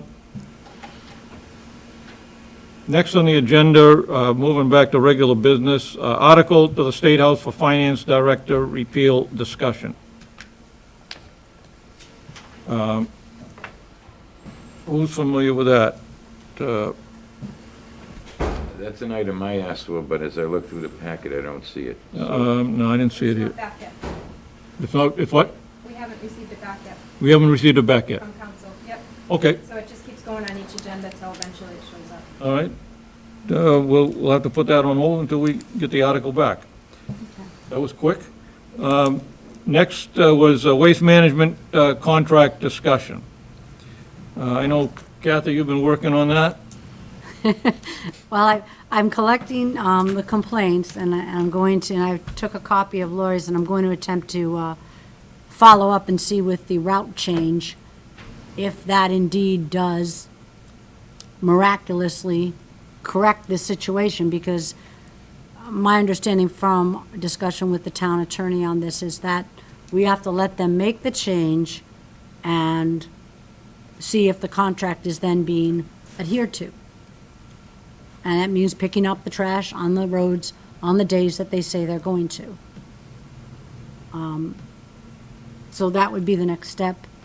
And again, I've been collecting complaints. I've also collected from people who aren't having a problem, and let's make sure they don't start having a problem. And other than that, I think that we should move forward at a future meeting to discuss the reduction in barrels. I've been, again, collecting more information. I have found a resource at the state level that lists every town and that has curbside pickup and whether or not they restrict the number of barrels. And it looks like, you know, 2 32-ounce, 64 ounces total is very common, and I'll try to summarize that.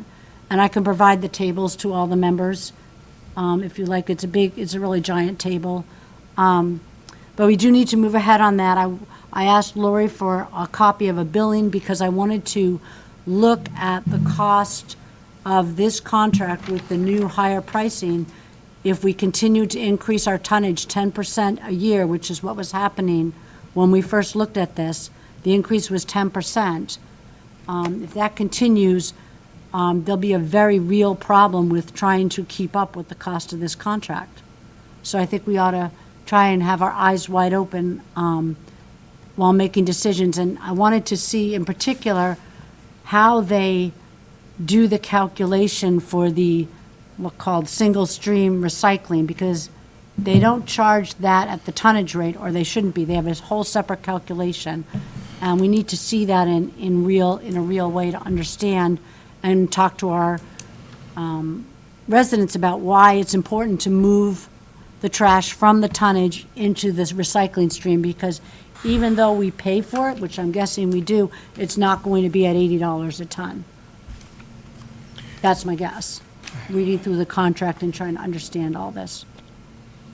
Anybody else that wants to jump in on these Anybody this stuff else, is welcome to. comment on that? Bill, Dan? I mean, just questions. I mean, you say tonnage is going up 10%. Is it this past year or the year before? I mean, is it because people were kind of cooped up in their houses during the COVID? I mean, is it? I can send that table to you if I'm you'd asking, like. is it a non-recurring or is it that it's a trend line? It's a little of both. To be honest with you, I mean, looking at it, I made a new spreadsheet of it, and I'm still studying it. You can't say that it's all due to being cooped up. Okay, You I'm asking. can't I say don't that, know. and that's a concern. And I'm also a big believer that people develop habits and patterns, Mm-hmm.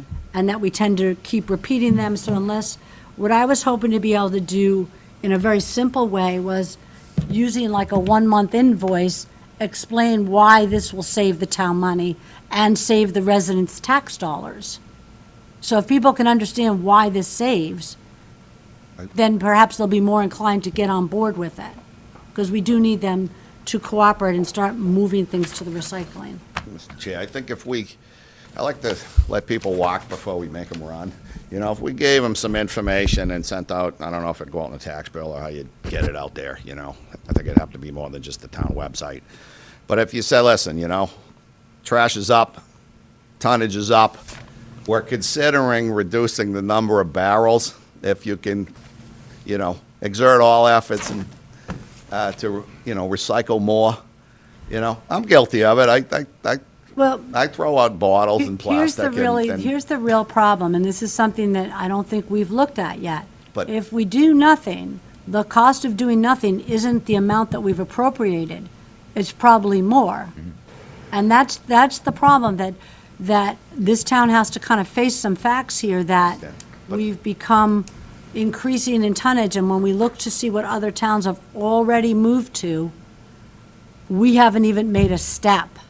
We really do need to I don't- understand that this doesn't take away from anybody. It's just a matter of separating from the trash the items that will help keep taxes low. That's it. It's that simple.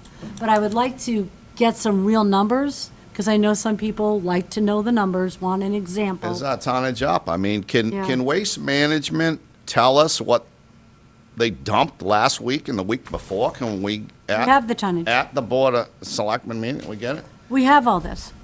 And they gave all this But- before you were on the board. But is it comparative to, like, same week last year, or, I mean, if you're not comparing it to anything, so will you say it's up 10%? I'm going month by month from 219 to 221. Because I don't know that I 10%, produce any more 9% waste increase. than I did a year ago or 2 years ago. I'm a creature of habit. I throw the same stuff away every day and every week and every year. I'm a creature of habit. It's not all your fault. I know, but no, my point I'm making is I'm static. I don't go up 10% or down 10%. I'm like, you know, a straight line. I mean, I throw away my beer bottles and my kids or my wife will fish them out. It's just, Okay, well, let me just put it in a better, an easier way to understand. sorry, It's not just one individual who's doing more trash. It's, the town has grown, we're adding housing, we're adding tonnage. Gotcha. So the We only tonnage is have a 'cause of the fixed population amount. growth. Right, and so we Primarily. appropriated a fixed amount for trash. Gotcha. And my concern is that we're not gonna be able to stay under it in the current scenario. That we're gonna run over if we don't do something. And if Okay. we don't at least try, then we're negligent in our duties as a we board can of go to selectmen. 3 before we go to 2. Well, let's look at the real cost of doing nothing and then make a decision that's intelligent. okay? I just want to make sure that we are not before a town meeting in April I don't think we're gonna go that far. I think we'll having get an to update on bail what- out a what the large, tonnage is. no, I don't want to have to bail out a large deficit in trash because we didn't take the time to look at the cost on the new rates, to reprice, because we're at a much higher fixed rate now than we were before. We're 1 month into the contract, is that right? Yes, 1 month. at a much higher fixed rate. So compared to last July, do we have a number? Are we up 50 grand, $5? Can somebody quantify this for me? I don't mean to be a pest, but can you put a number on it? I have Are we- not done that think it's in her calculation yet. paperwork. Because if you talk deficit, are we, up $500 a month and we can absorb it, or are we up 5,000? I just, is it de minimis? Dan? And I don't want to be a pest, but No, if you want to help work on it, fine, but I'm Of getting course this I want to work informa- on it. If we're going to Okay. blow the budget by $5 grand a month, then it's, Okay, I'm responsible. let's get that done outside of meeting, because that's something that should get, that's why I got one sample bill, because I thought, okay, let's take a sample bill, Yeah. right? See what the recycling is priced at. Yeah. See what, we know the fixed cost, we know the tonnage cost. I'd like see to what- compare July 21 to July 20. Correct, we can do that. That's apples to apples is close. We don't have the July No. this year back yet. We'd have to pull the bill to see the recycling. They never gave us the recycling offsets. That's what I did not, so that's what I'm looking for now. You know what I'm talking about, right? Yes. Okay. And to that point, I don't have, folks need to understand, the more that we recycle, that pays us money back. It takes money off the bill. So the more we can recycle, the more they can make money on that, the more it reduces our bill. And I love working on that stuff with you, so Okay. as much data as you can throw at me, okay, I I'm sending it will your way. pound into Excel and throw out some nice statistical analysis for Dan. Thank you. And everyone else. Just money, But just money. I'll be honest with you, I do not think a comparison of July 2020 to July 2020 is a fair comparison. Okay. Because one was in the middle of a pandemic when most people were home. I think a more accurate analysis would be 19? 19 versus 21, or Beautiful. 18 versus 19. I believe we should be able to get the data from 18 We and have the really tonnage. We put just- together some. Because 20 would skew it. 20, I believe, listen, I was home a lot during that time. I talked to my trash man a lot. He told me that the amount of trash being thrown out during that time period far exceeded anything he could collect in one day. Gotcha. You have to remember, a lot of people weren't going to work, so now they're not eating out. They're not, eating around the corner from their local work establishment. They're home eating. All the trash is being generated at home. You couldn't go anywhere on vacation, so you're home. Okay, we'll do It's 19. a different 19, dynamic. 19. I mean, I think we should take a look at it, but I Yeah. think what you're gonna see is a spike, a major spike in 2020, comes back in 21. All I'm saying is this, and this is my, kind of look at the end game, Let's try to wrap this up. I will, 2 seconds, all right?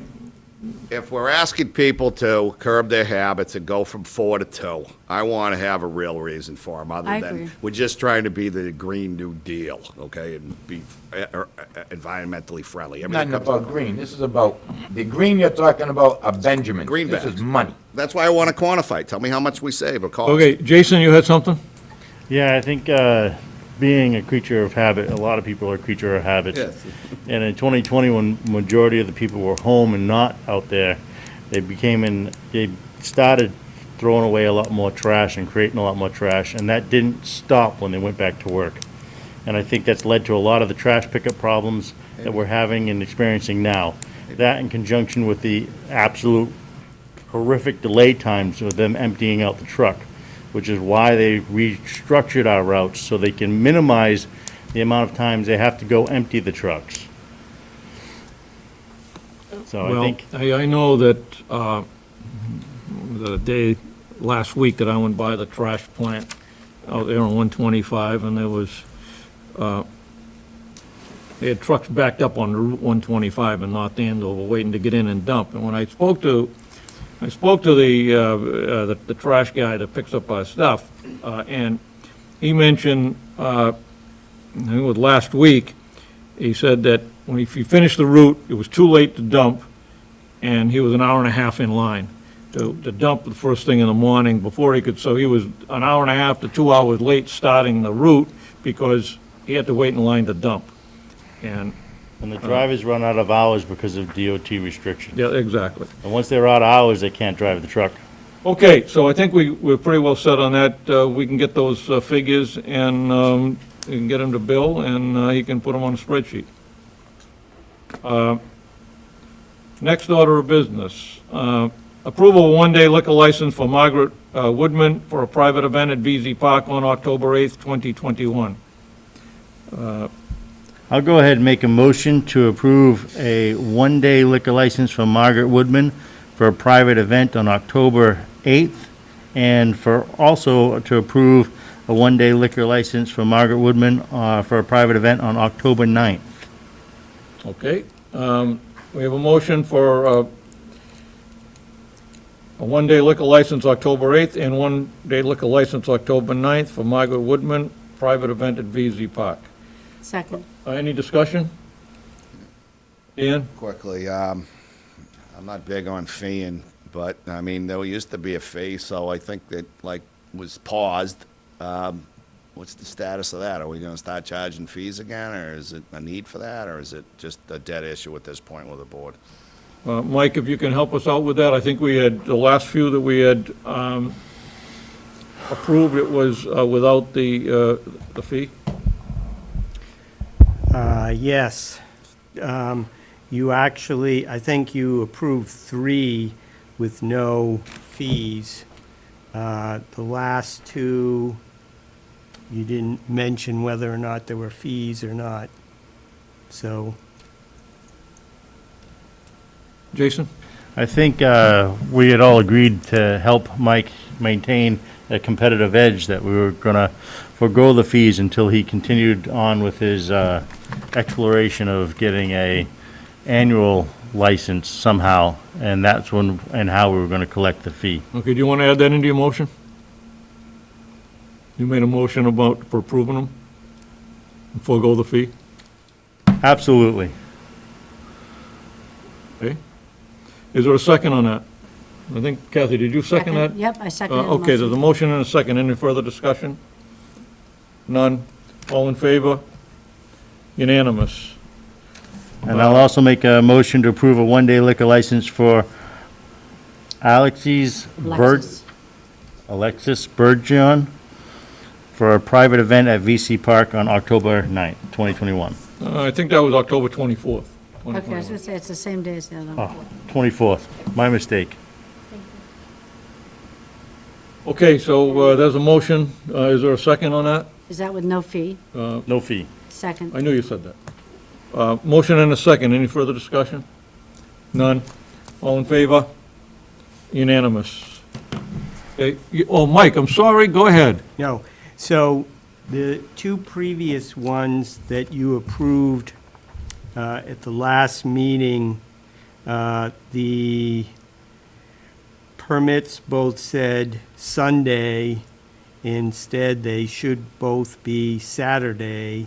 And if you want to just take a vote to redo those with no fee, that would be great. Okay. So moved. So moved. Seconded. Second. Any further discussion? Yeah. Go ahead. I seem to be in a pesty mood tonight. Mike, so we're waiving all fees, waiting on you, Yes, right?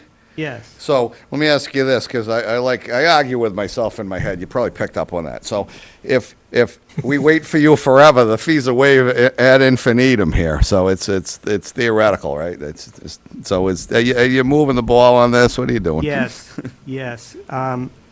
I expect an answer to this within probably 2 or 3 months. Okay. Part of the reason is that these weddings were already negotiated under the current plan, so to change it is going to take a little bit of time. Okay. Mr. Chair, just, the reason I ask is people are watching, and I've been asked, well, how come you doing that? And I think people need to know why. So about 3 months, and we'll see what happens. Okay, so the motion and a second were to change those 2 approve those two licenses that we approved at the last meeting from, we approved it for Sunday, and we need to amend it for Saturday. So any further discussion on that? None. All in favor? Unanimous. Thank you, Mike, for coming in. Financial management review from the Department of Revenue discussion. I don't have any paperwork on that. At least I didn't. I didn't know we had done a financial. Oh, you have some information on it? Yeah, the gentleman that called, he wasn't gonna be available today it was gonna be a Zoom call, that it had something to do with capital planning from the Department of Revenue and also financial management review, and he was gonna do a presentation of sorts to, I guess it's something that's been done in the past with previous finance directors, but I don't have anything further than that. Can we see if we can get him in on Zoom for the next meeting? Yes, he was, hopefully this week I'll have information to forward to you. Okay, so we'll table that. We'll do a motion to table. Motion to table. Is there a second? Second. Motion to table in a second. All in favor? Tabling? Unanimous. Table.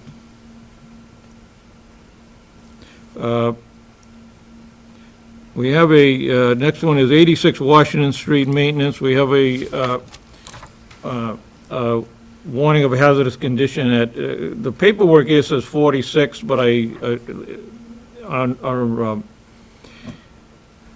our agenda has 86, so I think that their repair ticket was incorrect. Correct. Okay, so it's 86 Washington Street by National Grid. Is that, And reading this, looks like, I thought it was 46 if it's the water and sewer building. Isn't that the Mill Pond, or what? I thought that was 46. I thought we just voted that at town meeting. I had it as 46 and the custodian corrected me. He says it's 86? where did we come up with the 86? The custodian said it was number 86 Washington Street. I don't Let's know see. either way. Oh, if we got That's internet. not 80 and that's not Go into 86. the assessor's database right now. That's not I'll 86. tell it. He's right across the street from Jeff Dalton. If you look up Dalton on Washington Street, he's right across the street from it. That will give us a good idea what number it is. Somebody even tell me what the issue is and where it is in the packet that I can find? Well, there's a little slip here, a warning of Yeah. hazardous condition. I was having trouble reading the, Who's making the allegation? National Grid, I believe they came out to check Gas the boiler. company. It was 46. Why don't they come before us and explain it to us? I mean, what are we That's supposed to do? I went back and forth on this whole number of that building for quite some time, and that's why I remember Jeff Dalton lives there. They'll call the fire department? Just, So, I can give you some information about that. Go ahead. The Why furnace, don't you come to the mic so can you tell everybody us can what hear you? this says exactly? Mr. Chair, what are they? Oh, my Find it, God, Bill? 'cause it says furnace Now I know what I'm looking for. something when appliance something may not be something, down pressure. so It what, says the furnace roars when the appliance regulator may not be knocking down the pressure. I have no so what the idea custodian What are we- said is what are that we, we gas need a pipe- whole pipe new fitters or furnace. something? What's that? The custodian said we need a whole new furnace for that building. Okay. But that building is empty, we're not using it at all. No one's maintaining it, no one, it's not on, anyone's job description to be checking it for anything. It doesn't get shoveled in the winter, anything. So, it was suggested that maybe the building just be closed, have the gas and the water turned off, possibly leave the electricity so that a dehumidifier can run, but even then, that isn't necessary because there's nothing in the building. Do you know if the gas company shut it off, shut the I think gas it's off? turned off right now because it's dangerous, Yeah, it and doesn't, that's what that warning is about. yeah, it doesn't say that it was turned off, but I would assume that it would be. Kathy? Yeah, I mean, the water and sewer, I'm not sure that they cleared everything out of there yet. I'd like us to go take a look at this building. Yes, Inside and yes, upstairs? yes, I want to see what's in the building. According to the do. custodian, it's empty. Voir dire. It's empty. Yeah, there's Uh, no. Well, if you want to schedule a, I want to do a walkthrough. prior to our next meeting, maybe we could have the custodian, if he's got the keys, get those, and we could plan on meeting up there at 5 and take a quick look at the building. Mike, you had something on this? Yeah, I'm not sure if you recall that at town meeting, we approved a Community Preservation Act project for this particular site. We didn't approve any things with the building itself. All had to do with outside of the building.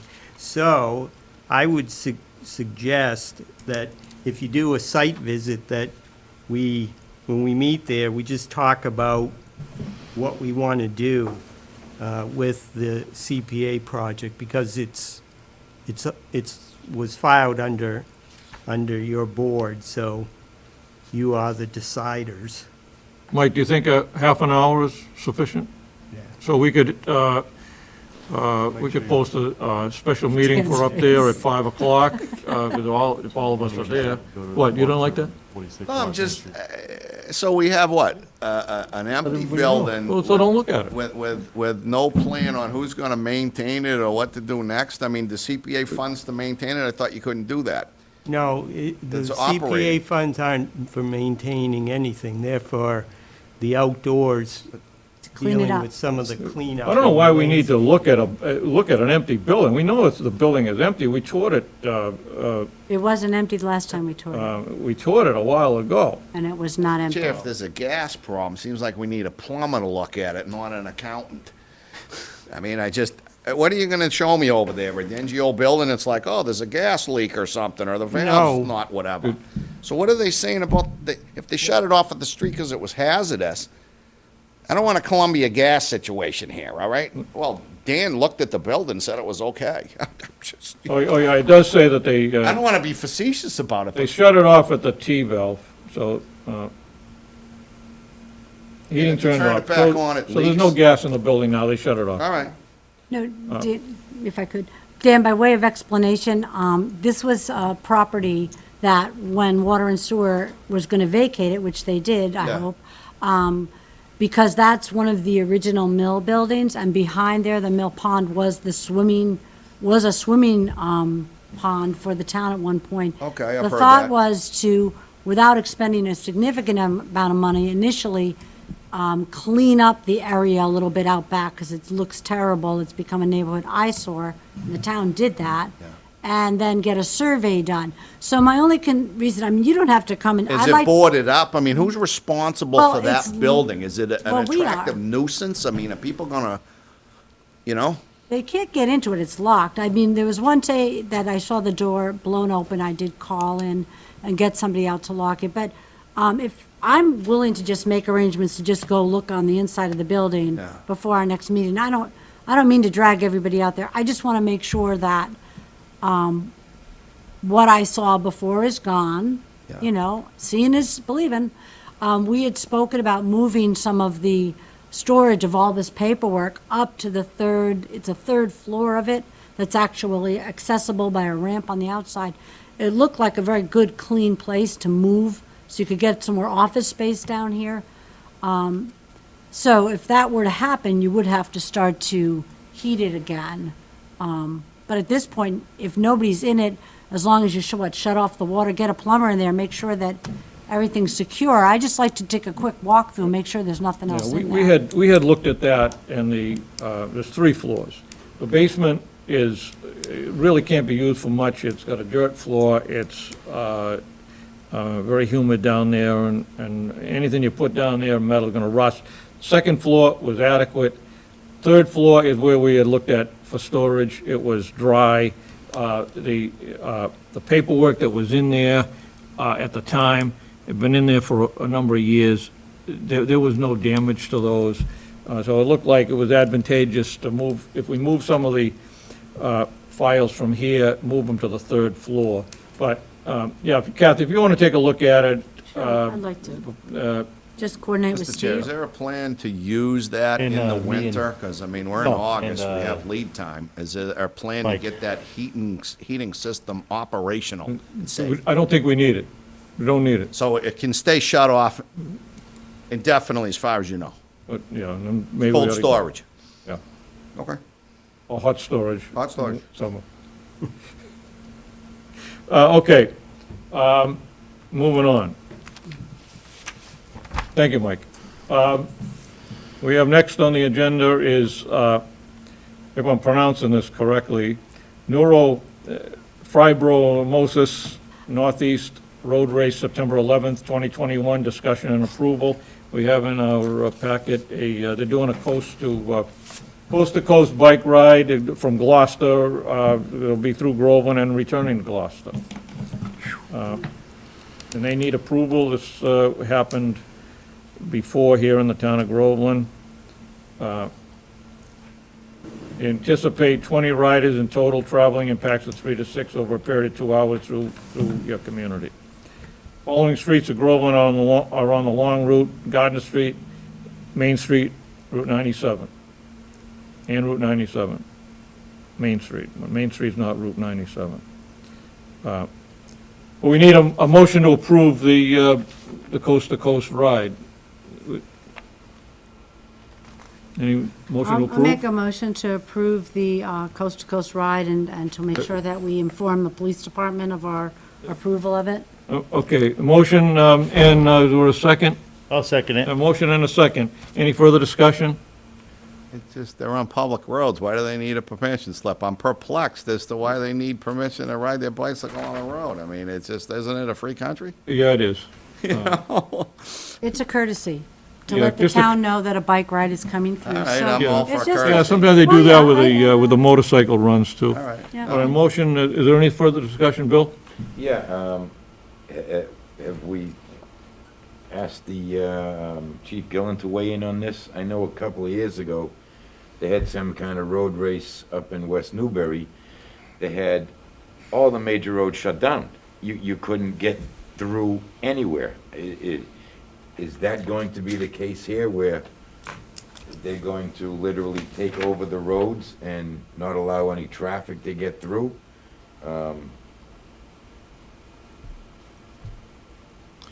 Single file, they're like, they're all in a pack.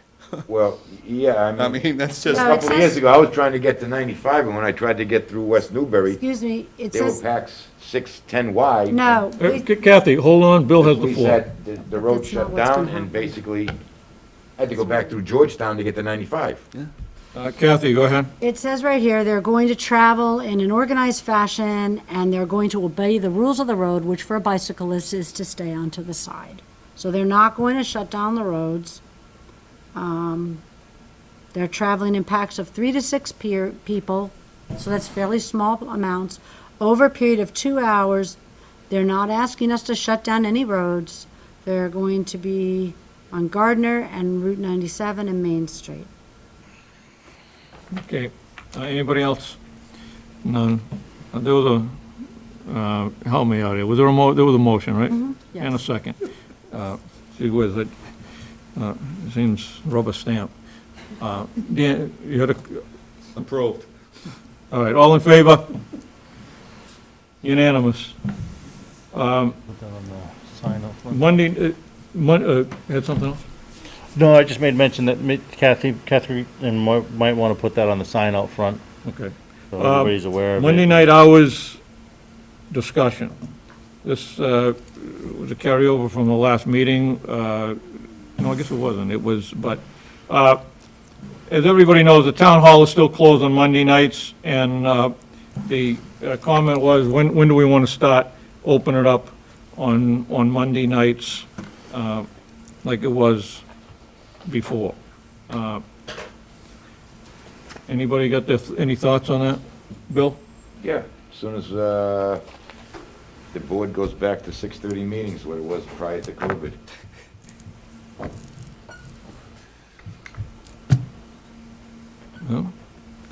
No? We could do that. Mr. Chairman? Kathy, you had While something? while we're talking about the town hall hours, Can we talk about the suggestion by the consultant treasurer to allow the town hall to close for an hour each day to allow everybody here, the short staff, to kind of catch up? Because I've been thinking about that, like maybe a normal shutdown from 1 PM to 2 PM would give them that 1 hour to get some stuff done without interruption. I think the proper time would be under old business for that. This is on Okay, this is so- on Monday night hours discussion. I So if it's don't just- know I don't think we can really stretch our imagination to be able to put Okay. in a 1 to 2 Well, close down of the treasurer. so the idea was the Monday night hours were supposed to offset the fact that they leave half-day on Friday, am I right? Is that why it was developed or whatever? At this point, I mean, we're No. still dealing with aspects of the virus, so I don't know how many people are gonna run down here Monday night, but, I mean, if we wanna open during the time we're meeting, 5:30 to 7:30, I guess that's doable for as long as it's doable, until situation changes and it becomes unsafe, if that happens. Bill, you had something? Dan? Same thing. It used to be, back in days of old, town hall was open one night, so people that had day jobs or conflicts wouldn't have to leave work early to take care of business. And so one night a week for convenience of the public seems reasonable. I think it ought to coincide with maybe the Board of Selectmen's meeting being a little bit later on Monday night, so that you need to grab a hold of one of us and say, what are you guys doing? Or maybe actually attend the meeting. Maybe you come down and take care of business, kill 2 birds with 1 stone. So, I'm a 6:30 guy. I know I talk too much, apologize. Just like talking sometimes. But anyways, if we go later, I think we could cap the meetings at 8 or something. I'd agree to that, you know, we close. But I'd like to go back to the, back in the day, 6:30. It's really a rush job for me to get here for 5:30. I mean, I'm looking at the clock. Okay, is there a motion, You know, so- motion as far as Monday night hours for the town hall? I'll make a motion to go back to the old hours. And the old hours are? I don't know. That's why I asked you, I knew you didn't know. I believe they were till 8 With you, till 8 o'clock. I'll never come in here to conduct business after hours. Yeah, they were till 8 o'clock. 15 years living here, 16. All right, so a motion by Dan to open up the town hall on Monday nights like they used to be till 8 o'clock. Yeah, Okay, is there a second on that? I'll second that for discussion. Okay, there's a motion and a second to open up the town hall Monday nights, like they used to be. People can come in and transact business. Go ahead. wasn't there a trade-off on that if you worked here and you stayed late, you got out early on another day? I mean, Yeah, it's- well, this was actually before the Friday closing at, Right, so, I at- mean, I'd stay late on a Monday night to get out early on Friday. I mean, there's a trade-off in most everything. I mean, how do the town employees in this building feel about that? I mean, I don't like imposing things on people. So, I mean, if people working here wanna go back to the old way, you know, maybe we should hear from them and before we vote on it. Jason? Yeah, I think we should definitely hear from the employees, and I also think we need to take into consideration, we already have employees that are over their hours, and we are closed early on Fridays. So until we get that resolved, we may want to sidestep this and push it down a little further. I thought they were closed all day Friday. All day Friday? Everybody's still remote Fridays. Still remote Fridays. Still, So they're still working Fridays, but Working just Fridays. remotely. okay. Can we survey the staff and table it and circle back? I mean, All right, motion to table. What are our options? Motion to table. Motion to table. Second. Motion to table and a second. All in favor? Tabling? All opposed? 4 in favor, 1 opposed to table. And we'll, Chair, can we revisit it? I mean, I'm asking you we to can, docket it for another time. why don't we put it on the agenda for next meeting and get the feeling from town employees? Anybody who wants to chime in can kind of speak now or forever hold their peace. Mr. Chairman, can you add to the information that would everybody please provide their current working schedule to us? Because I honestly don't know everybody's working schedule. Because I would like to take into consideration, maybe we should have some hours Friday mornings, because a lot of people have Fridays off and they could do their business here Friday morning.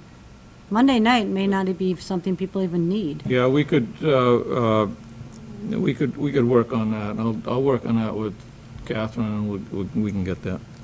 Okay, moving on, Selectmen's fee schedule. We have presented to us last year's fees for alcohol license fees, common vic, and Class 2 used car license. That needs to be voted. Is there anybody that wanted to weigh in on the fee schedule? Did you have a copy of it? Although we just addressed the alcohol, right?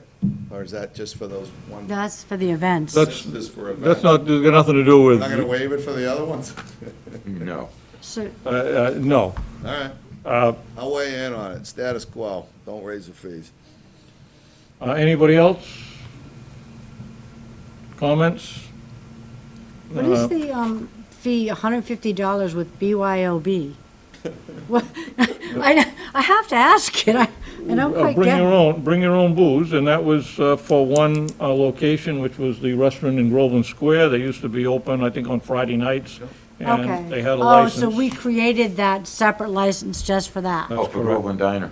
Yeah. I remember what you're talking, Yep. so we want to just leave that there, I guess? May need it another time. They were the only one. Yeah, I know, I understand, I remember that. Yep. Okay. Or is there a motion? Motion to approve the 2020 selectmen fees for fiscal '22. Oh, yeah. There we go. 2021. Is there a second on We're that? doing for a fiscal year, right, not a I'll calendar? second it. Yeah, Motion and a second. Any further discussion? We're just extending it We're extending it until further revision. for another year. Lapse every year, it does it by law, we have to vote it. Yeah, you gotta, you gotta. but my question is, are these calendar years or fiscal years? I July might have- 1st. So that's a fiscal year. I said Yep. till fiscal '22, which is June 30th, Yep. 2022. Taking effect, this past, first of this month, July 2021 to July 2022. Correct. June 30th, 2022. This is fine. Okay, motion and a second, all in favor? Unanimous. Okay, and we have a short executive session, roll call into executive session. Let me make a motion to go into executive session. Under what law? Yeah, reasonable. Persistent to, So go right ahead. I don't believe the person that was gonna talk to us about the contracts are here. No, there isn't, but we also need to approve the release of executive session minutes, and those need to be approval for release in executive session, and What's the law? in then? case there's any question of the corrections that need to be made. I don't have the, Catherine, do you have that regulation as far as to approve the executive session minutes? We need to know if there's a mass general law that allows us to go into executive session just to release executive session minutes. Yes, yeah, I don't know what the number is, so. Just 3821. That it? You got it? 3821? Or, no, 3821 is strategy. Do you want to read that out? 3821? That's Oh, that's- strategy. Yeah, that's for the contract negotiations, which when we get into executive session, we'll table those. Okay. No, but you can't go into an executive session on the, you have to do it for this purpose, for the minutes. You need to know the reference. We had it on the last public disclosure. Can we grab that and grab the citation off it? Because we tabled it last time we were here. Yeah. I don't Didn't think I we? had it on the last one either. I don't Can we know. get the last posting? It's probably on the web somewhere. Well, the last posting Well, was still on strategy. We're going to read out, we're going into executive session persistent to Mass General Laws 30A, Section 21A, 2, to conduct strategy sessions in preparation to conduct collective bargaining sessions for the highway union contract, and also persistent to Mass General Laws 38, Section 21A, Number 2, to conduct strategy sessions in preparation to conduct collective bargaining sessions for the water and sewer union contracts. We need a motion to go into executive session for those two items. Motion?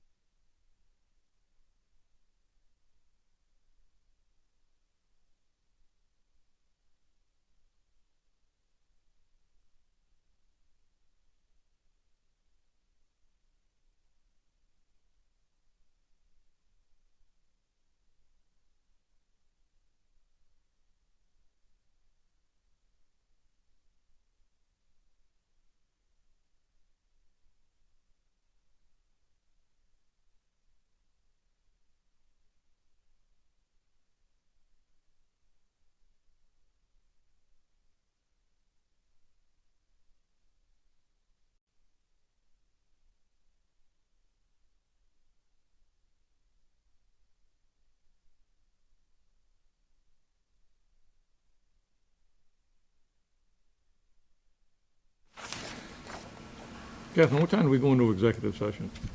I don't think it was stated, but I have the recording. We're on. Check it. All right, thank you, everybody. We're back out of executive session. We're on to old business. Kathy, you had a discussion you wanted on closing the treasurer's office from 1 to 2, or, so they can reconcile the books.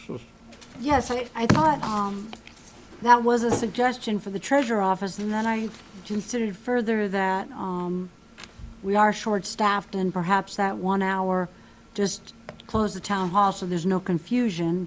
People could get used to that you come by before 1 PM or after 2 PM, and that would give everybody in here that 1 hour to not be interrupted. If they had work that they did, the work would be uninterrupted. It would give them an opportunity to catch stuff up faster.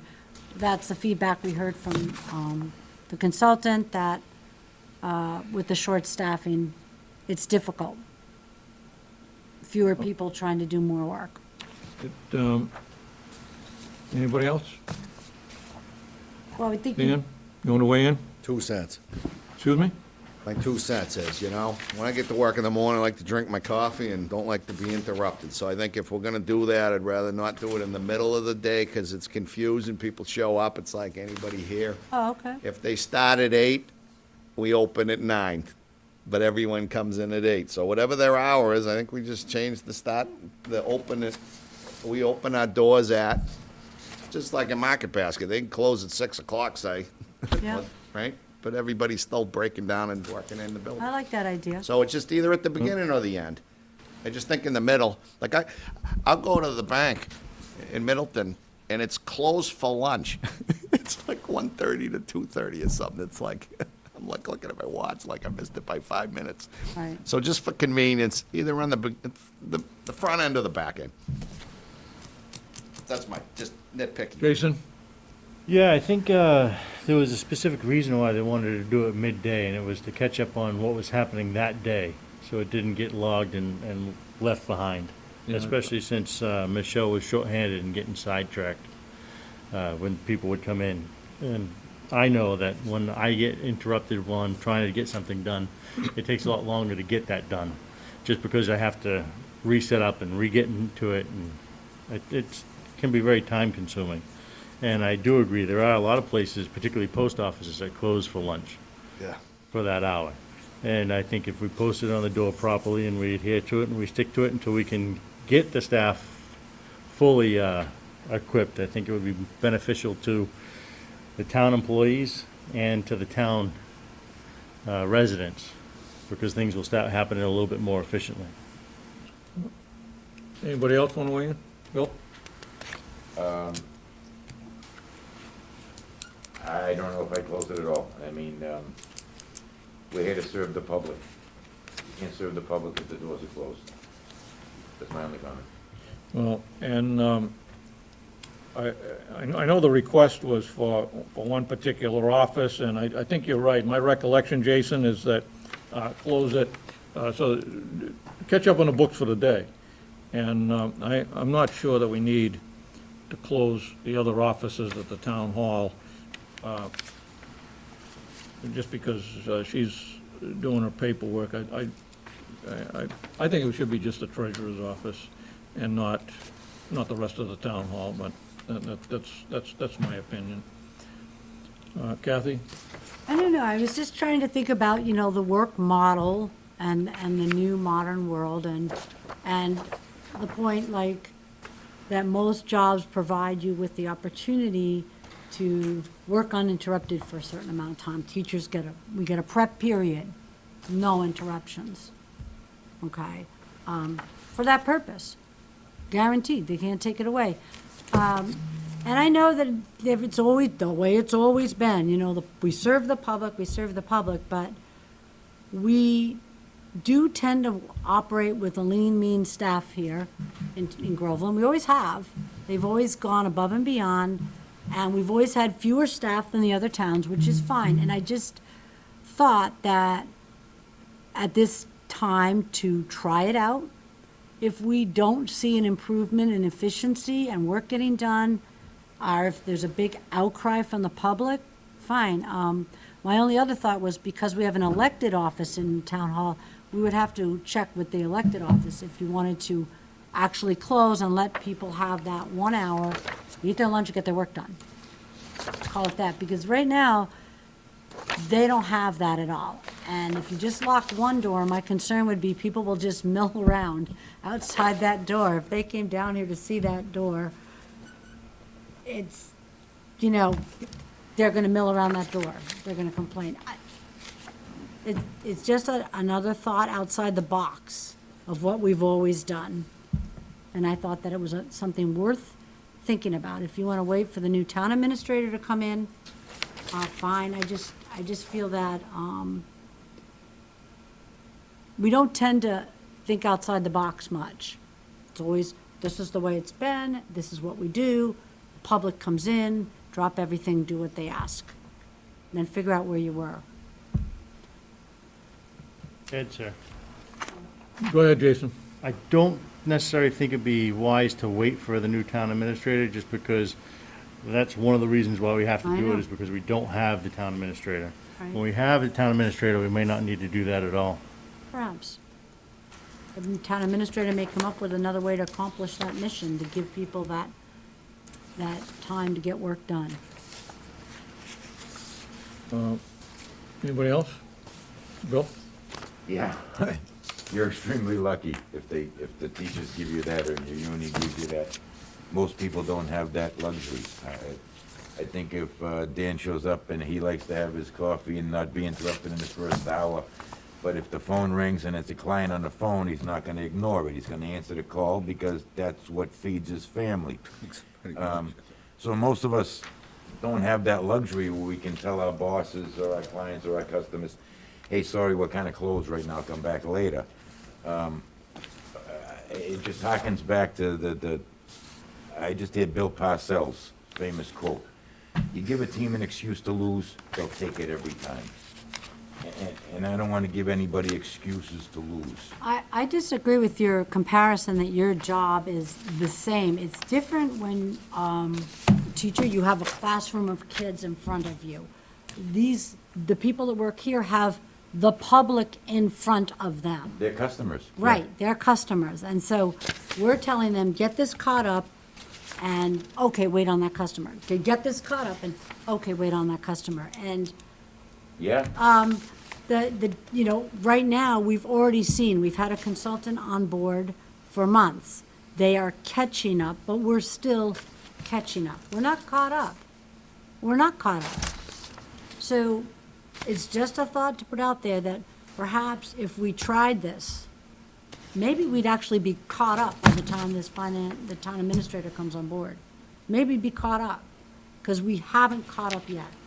Every report is a little better, but I think it looks to me like we're not going to be able to just catch up without changing something. Okay. Our suggestion was to close the treasurer's office, but there wasn't any request to change other. I just think that we're here, we're here to serve the people. And there's nothing wrong with closing the treasurer's office so she can finish her work without people coming in and, for an hour. But I'm not sure that we need to close the rest of it. Dan, go ahead.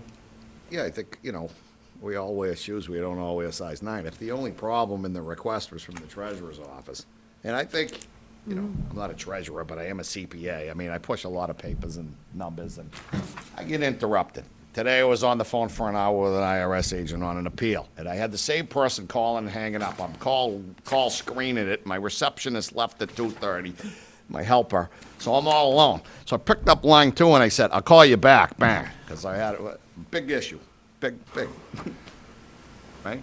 I called back and said, sorry, I'm abrupt, I had to hang up on you. But, although, what is her job? I don't fully understand it. So if I go in there to the counter, she has to come up and talk about my tax bill or something? Just wait on you. Just to wait on me? Is that what it is? Yeah. I'm Absolutely. here and I Yeah, ring the yeah, bell. like today was the last Yeah, day you to have pay to get up taxes. and go to the So, counter. it was kind of and busy. when I have those days where the phone's ringing, the days from hell, I mean, some days I get 4 phone calls, other days I get 40, and I'm like, I'm shell-shocked. And I got nothing done, and I stay there till midnight, 2 in the morning, and I'm playing catch-up. Right? But to Bill's point, if I want the customer, I have to, you gotta serve somebody, you gotta, So I can only ignore people so long and I get fired, so I don't know if you get fired in the public sector, but it is customer service, and if somebody's called me 3 times, I usually say, what's the urgency? What's the emergency? You know what I'm saying? You call me 3 times in 5 minutes, what's up? So if she needs time because she can't clear her head to get something really important done, like she's working on the warrants or whatever she's doing, and she needs an hour to just focus on it so that she's not making mistakes, I can empathize with her, because there's times where I have to block the world out and I'm not getting interrupted, and I'm not gonna listen to anyone, and I'm not gonna pick that phone up, because if I do, there's a really good chance I'm gonna make a mistake, because I'm in a business that has to be precise. I don't get paid to make mistakes. And when I do, they boomerang, it's egg on my face, and I hope that's all it is. Hope that's all it is. Okay. So I don't want to set her up to fail and make mistakes. If she needs an hour to concentrate, then I think it ought to be specific to the treasurer. Okay. Okay? I'm said. You know what I mean? And I think I think maybe it that's makes in the sense. morning coffee. When you get there, clear your desk. I don't know that needs to be troubleshot with the events of the day. I don't know that. Let's move on. You show up and move, and then return phone calls, and you do what you gotta do. Catherine, help us out here. Was there a motion on the floor? There was not yet. And what was the motion? There isn't one yet. There There is isn't no one. I'll Okay. make a motion, Mr. Chair. Can you have a motion under old business? I don't know. Sure, Just a because we discussion. never decided whether we allow her to close for, Kathy said we never decided whether we allowed her to close from, to, So this should be an agenda item on the next agenda. I don't Well, believe you can have. we votes never on old finished, business. we never finished the discussion and the possible vote at the last meeting when it was brought up. Yeah, but we finished at this meeting because we were gonna get, for Mrs. Castronellis' suggestion, we needed to get a list of the employees and what hours they work in order to That's figure it not, out. that's not what it is. This is to close the treasurer's office from 1 to 2 so that she can reconcile her books. Is it Post receipts. Is it a continuation of the old business? Does it tack, or does it have to get a restart and be a new agenda item? Does anyone know? Continuation of what old business? Where? The old business was, Was it we discussed it at the last meeting, but we never voted on it. We I never believe it gave the was- approval to close. May have the been treasurer 2 meetings We ago. discussed it several meetings ago when Sarah was in on a Yeah. Wednesday night with us. And I don't think we ever voted on And it. it was posted 2 meetings ago. Nope, that was when Sarah, this was a Wednesday night meeting with the consultant, brought it up as a suggestion, so we've actually never. Well, I wanna- All had right, it on do the you want warrant. to put this off till the next meeting and make it an agenda item? Yeah, that's fine. Was it posted, yes or no? If it's posted, I think it's legit. If it Yeah, wasn't posted. she did bring it up. We didn't have a vote on it at all. She just suggested that they close it from 1 to 2, so we can put it on the Was that on the agenda. public agenda? Was that again? Was that posted on our meeting notes? Do you mean to close it for the, It no, was just discussed. it was discussed, Oh, but, she brought it up when she was here. yeah, so we So it was should, dicta. yeah, we should It wasn't put that on the agenda for the next meeting. I don't Maybe think we, we're- I think maybe we you're could right, have we her can't come in throw a too. vote Oh, she will be? She's only here Wednesdays. You can't deliberate. I'm on sorry? things that weren't Do you want the posted. consultant or Michelle? You have to give the Have Michelle opportunity come in. of response. Okay, so we'll have her come in, and we'll put that agenda item next meeting. Anything else on old business?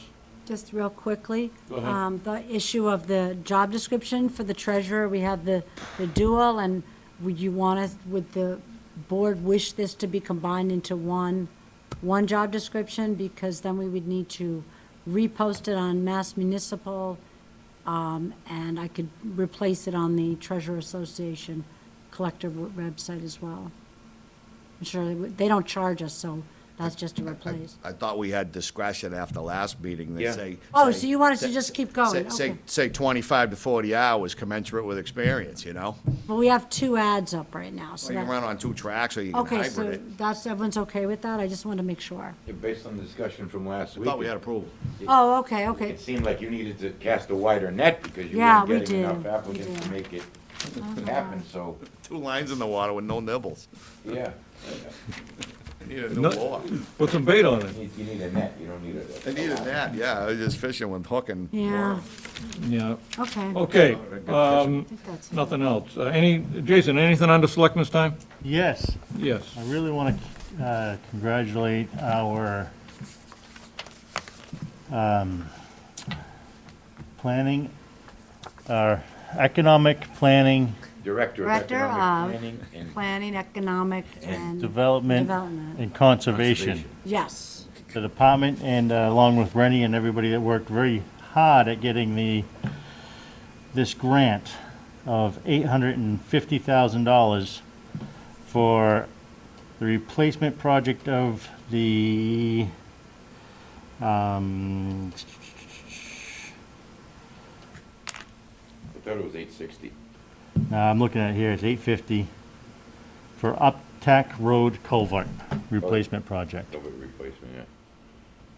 So I really wanted to congratulate them and thank them for all that hard work to continue to bring some of those funds back into the town.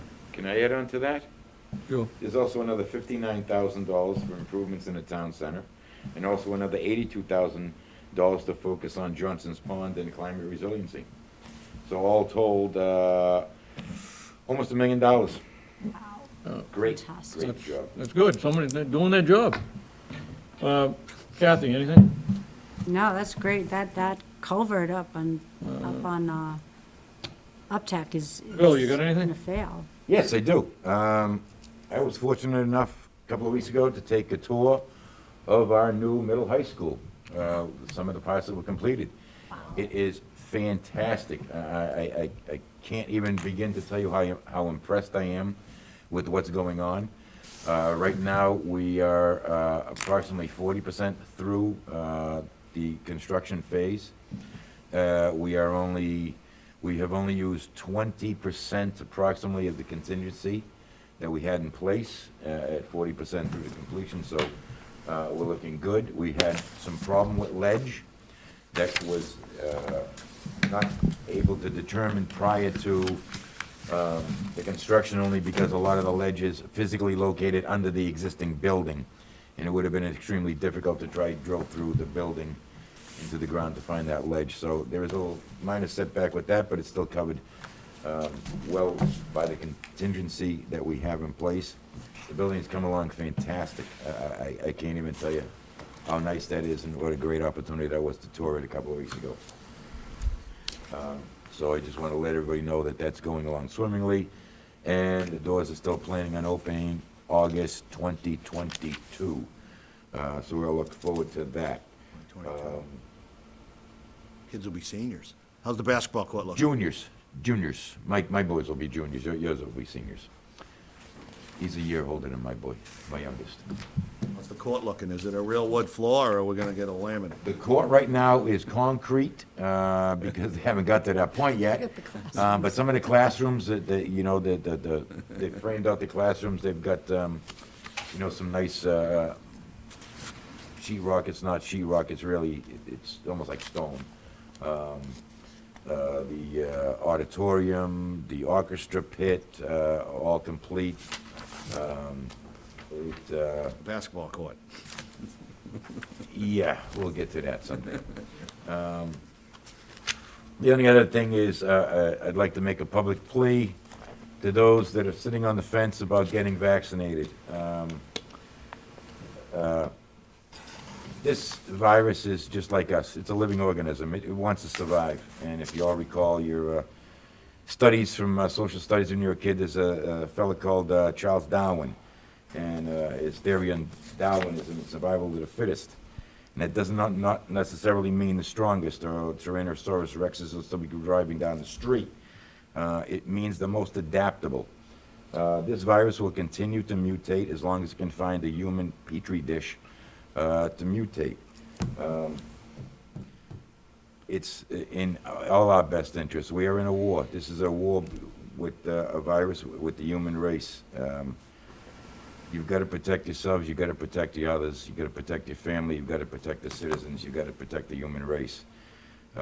They're safe, they're effective. I've taken it. I've got the Pfizer. I don't mind saying that to anybody. I know there's a lot of stock out there. Bill Gates did not put a transmitter in the virus, in the vaccine. If he did, and he wants to follow my sorry butt around all day, God bless him. I don't think I'm that interesting, but that's okay. But please, I encourage you, it is safe. Almost 200 million doses have been given out in this country alone with very little adverse effect. Hopefully I convinced a few of you to go out and get the vaccine ASAP. It's for your own well-being. It's for the health of the country and your loved ones. So please, do it for yourself, do it for someone that loves you. Okay, Dan, you got anything on the selectmen's time? Yeah, I agree with everything Bill said, but, I've seen to run across some people still texting. Texting's against, driving while texting is against the law. Stop doing it. Almost got clipped on my motorcycle the other day. Somebody they're talking on the phone. Get off the phone. All right, get off the phone. You're gonna kill people. Okay, so that's my public service message. It's like drunk driving, distracted driving. Get off the phones. Thank you. Okay, I have nothing. Mr. Chairman, I wanted to ask for agenda item for the next agenda. Go ahead. It is the required minimum contribution to a regional school district. I've started to gather the information and the formulas. And just to give you an idea of what's happened here, why we should be looking at this formula and this calculation, our student population went down 13 students, and our required minimum went up almost 300,000. Merrimack's students went down 22 students, and their required minimum went up almost 340,000. West Newbury students went down 32, and their required minimum went down $150,000. The required minimum is supposed to take into account the wealth factors in the communities. It's supposed to be an issue of fairness and ability to pay. Equalized valuation per capita is supposed to be taken into account. Okay, we can put that on the agenda So- for the next meeting. I don't see how that is reflected in this We can calculation. put that on the agenda for the next meeting. Catherine, could you add that on? Just a Thank you very much. Who can go through that and explain that? It's like the Coca-Cola formula, isn't it? It's worse. It's horrible. Right? It's like top secret 007, so it's like, how do you get a good answer on that, and who's gonna come to the meeting and break it down for us? So I just, To get the answer, they'll find your body. Well, floating in I think Charles. the answer is simple. If we can't, they supposedly have provided the information that shows you how they did it. From my first review, I would say it's not there. And if they can't tell us how they did it, then maybe it's wrong. then we need to push back. Yes. Say, Thank no, you. we want an explanation. Yes. Well, maybe we could address that to the school, and they could Actually, send this somebody is- in to It's not explain the it. school. The state. It's The the state. Department of Education is trying to do financial Not calculations gonna get anybody to explain that one. with Well, our we'll put that on assessment. the agenda for the next meeting, we can discuss it. Can I ask a question? I mean, when they, half of it I understand is a wealth factor, the other one is pupil, it's head count, it's per capita, right? It's just, The assessment is in two steps. The first step is we are assigned our required minimum contribution to the school district. Okay. The second step that's is. based on how many students we have using the services. Nope, It's that's not? based on what the state produces as our required minimum contribution. Gotcha. Okay. So when it goes up by this much, it has nothing to do with. But the wealth, Very little to the do with wealth students. fact is comparative to whether or not our income is higher or lower Per and capita. fluctuates. Average per capita. Right, and they base it on, what, last year's tax filings or Assessment. census? Well, it's data they get from the town. Nobody knows what I make or you make. How do No, they no, know? no, How do they know? They have. They have to get it from DOR and nobody knows. They look at growth rate in housing, our new growth. They have calculations that they just do. On a wealth factor based on, And they get how it- nice my house they- is. Yeah, they come up with It's things. silly, it's arbitrary. It is. If it was by your tax returns, I could see that. Numbers. Therefore, the reason to push back on this, to see if we're getting a fair shake. Yeah. Yeah, we have to explore it. Good point. Appreciate it. Okay, moving on to correspondence. I got a letter from the Merrimack Valley Planning Commission, was dated 7/13/2021. They're looking for a representative from Groveland to the Metropolitan Planning Organization. They're looking for it, for a signed letter by August 15th, 2021. Their first meeting is going to be on September 1st. We'll begin on September 1st. We have a meeting on the 16th. Maybe we could give a call over there and see, they'll allow us to do the 16th, the day after. We'll get a letter over. We'll take a vote on a representative at our next meeting, if we can put that on the agenda. Sounds to me like Rebecca would be a good candidate. I know Rennie is still the representative, I believe, to the MVPC, but this is the Metropolitan Planning Organization. It sounds like it might be right up the planning director's alley, so maybe we could get a recommendation at the next meeting on the 16th. We have a correspondence from Comcast, a notice of emergency connecting fund dated July 16th, 2021. We also have Xfinity TV service changes letter dated 7/21/2021. And we have a resignation letter from John Christopher from the Town Government Study Committee effective July 19th. We have a letter from Carl Booth regarding lack of trash pickup at 289 Main Street dated 7/21. We have a letter from, letter resident to Lenny Mira regarding the trash contract. Letter from the building inspector regarding appointment to the building commissioner in Amesbury.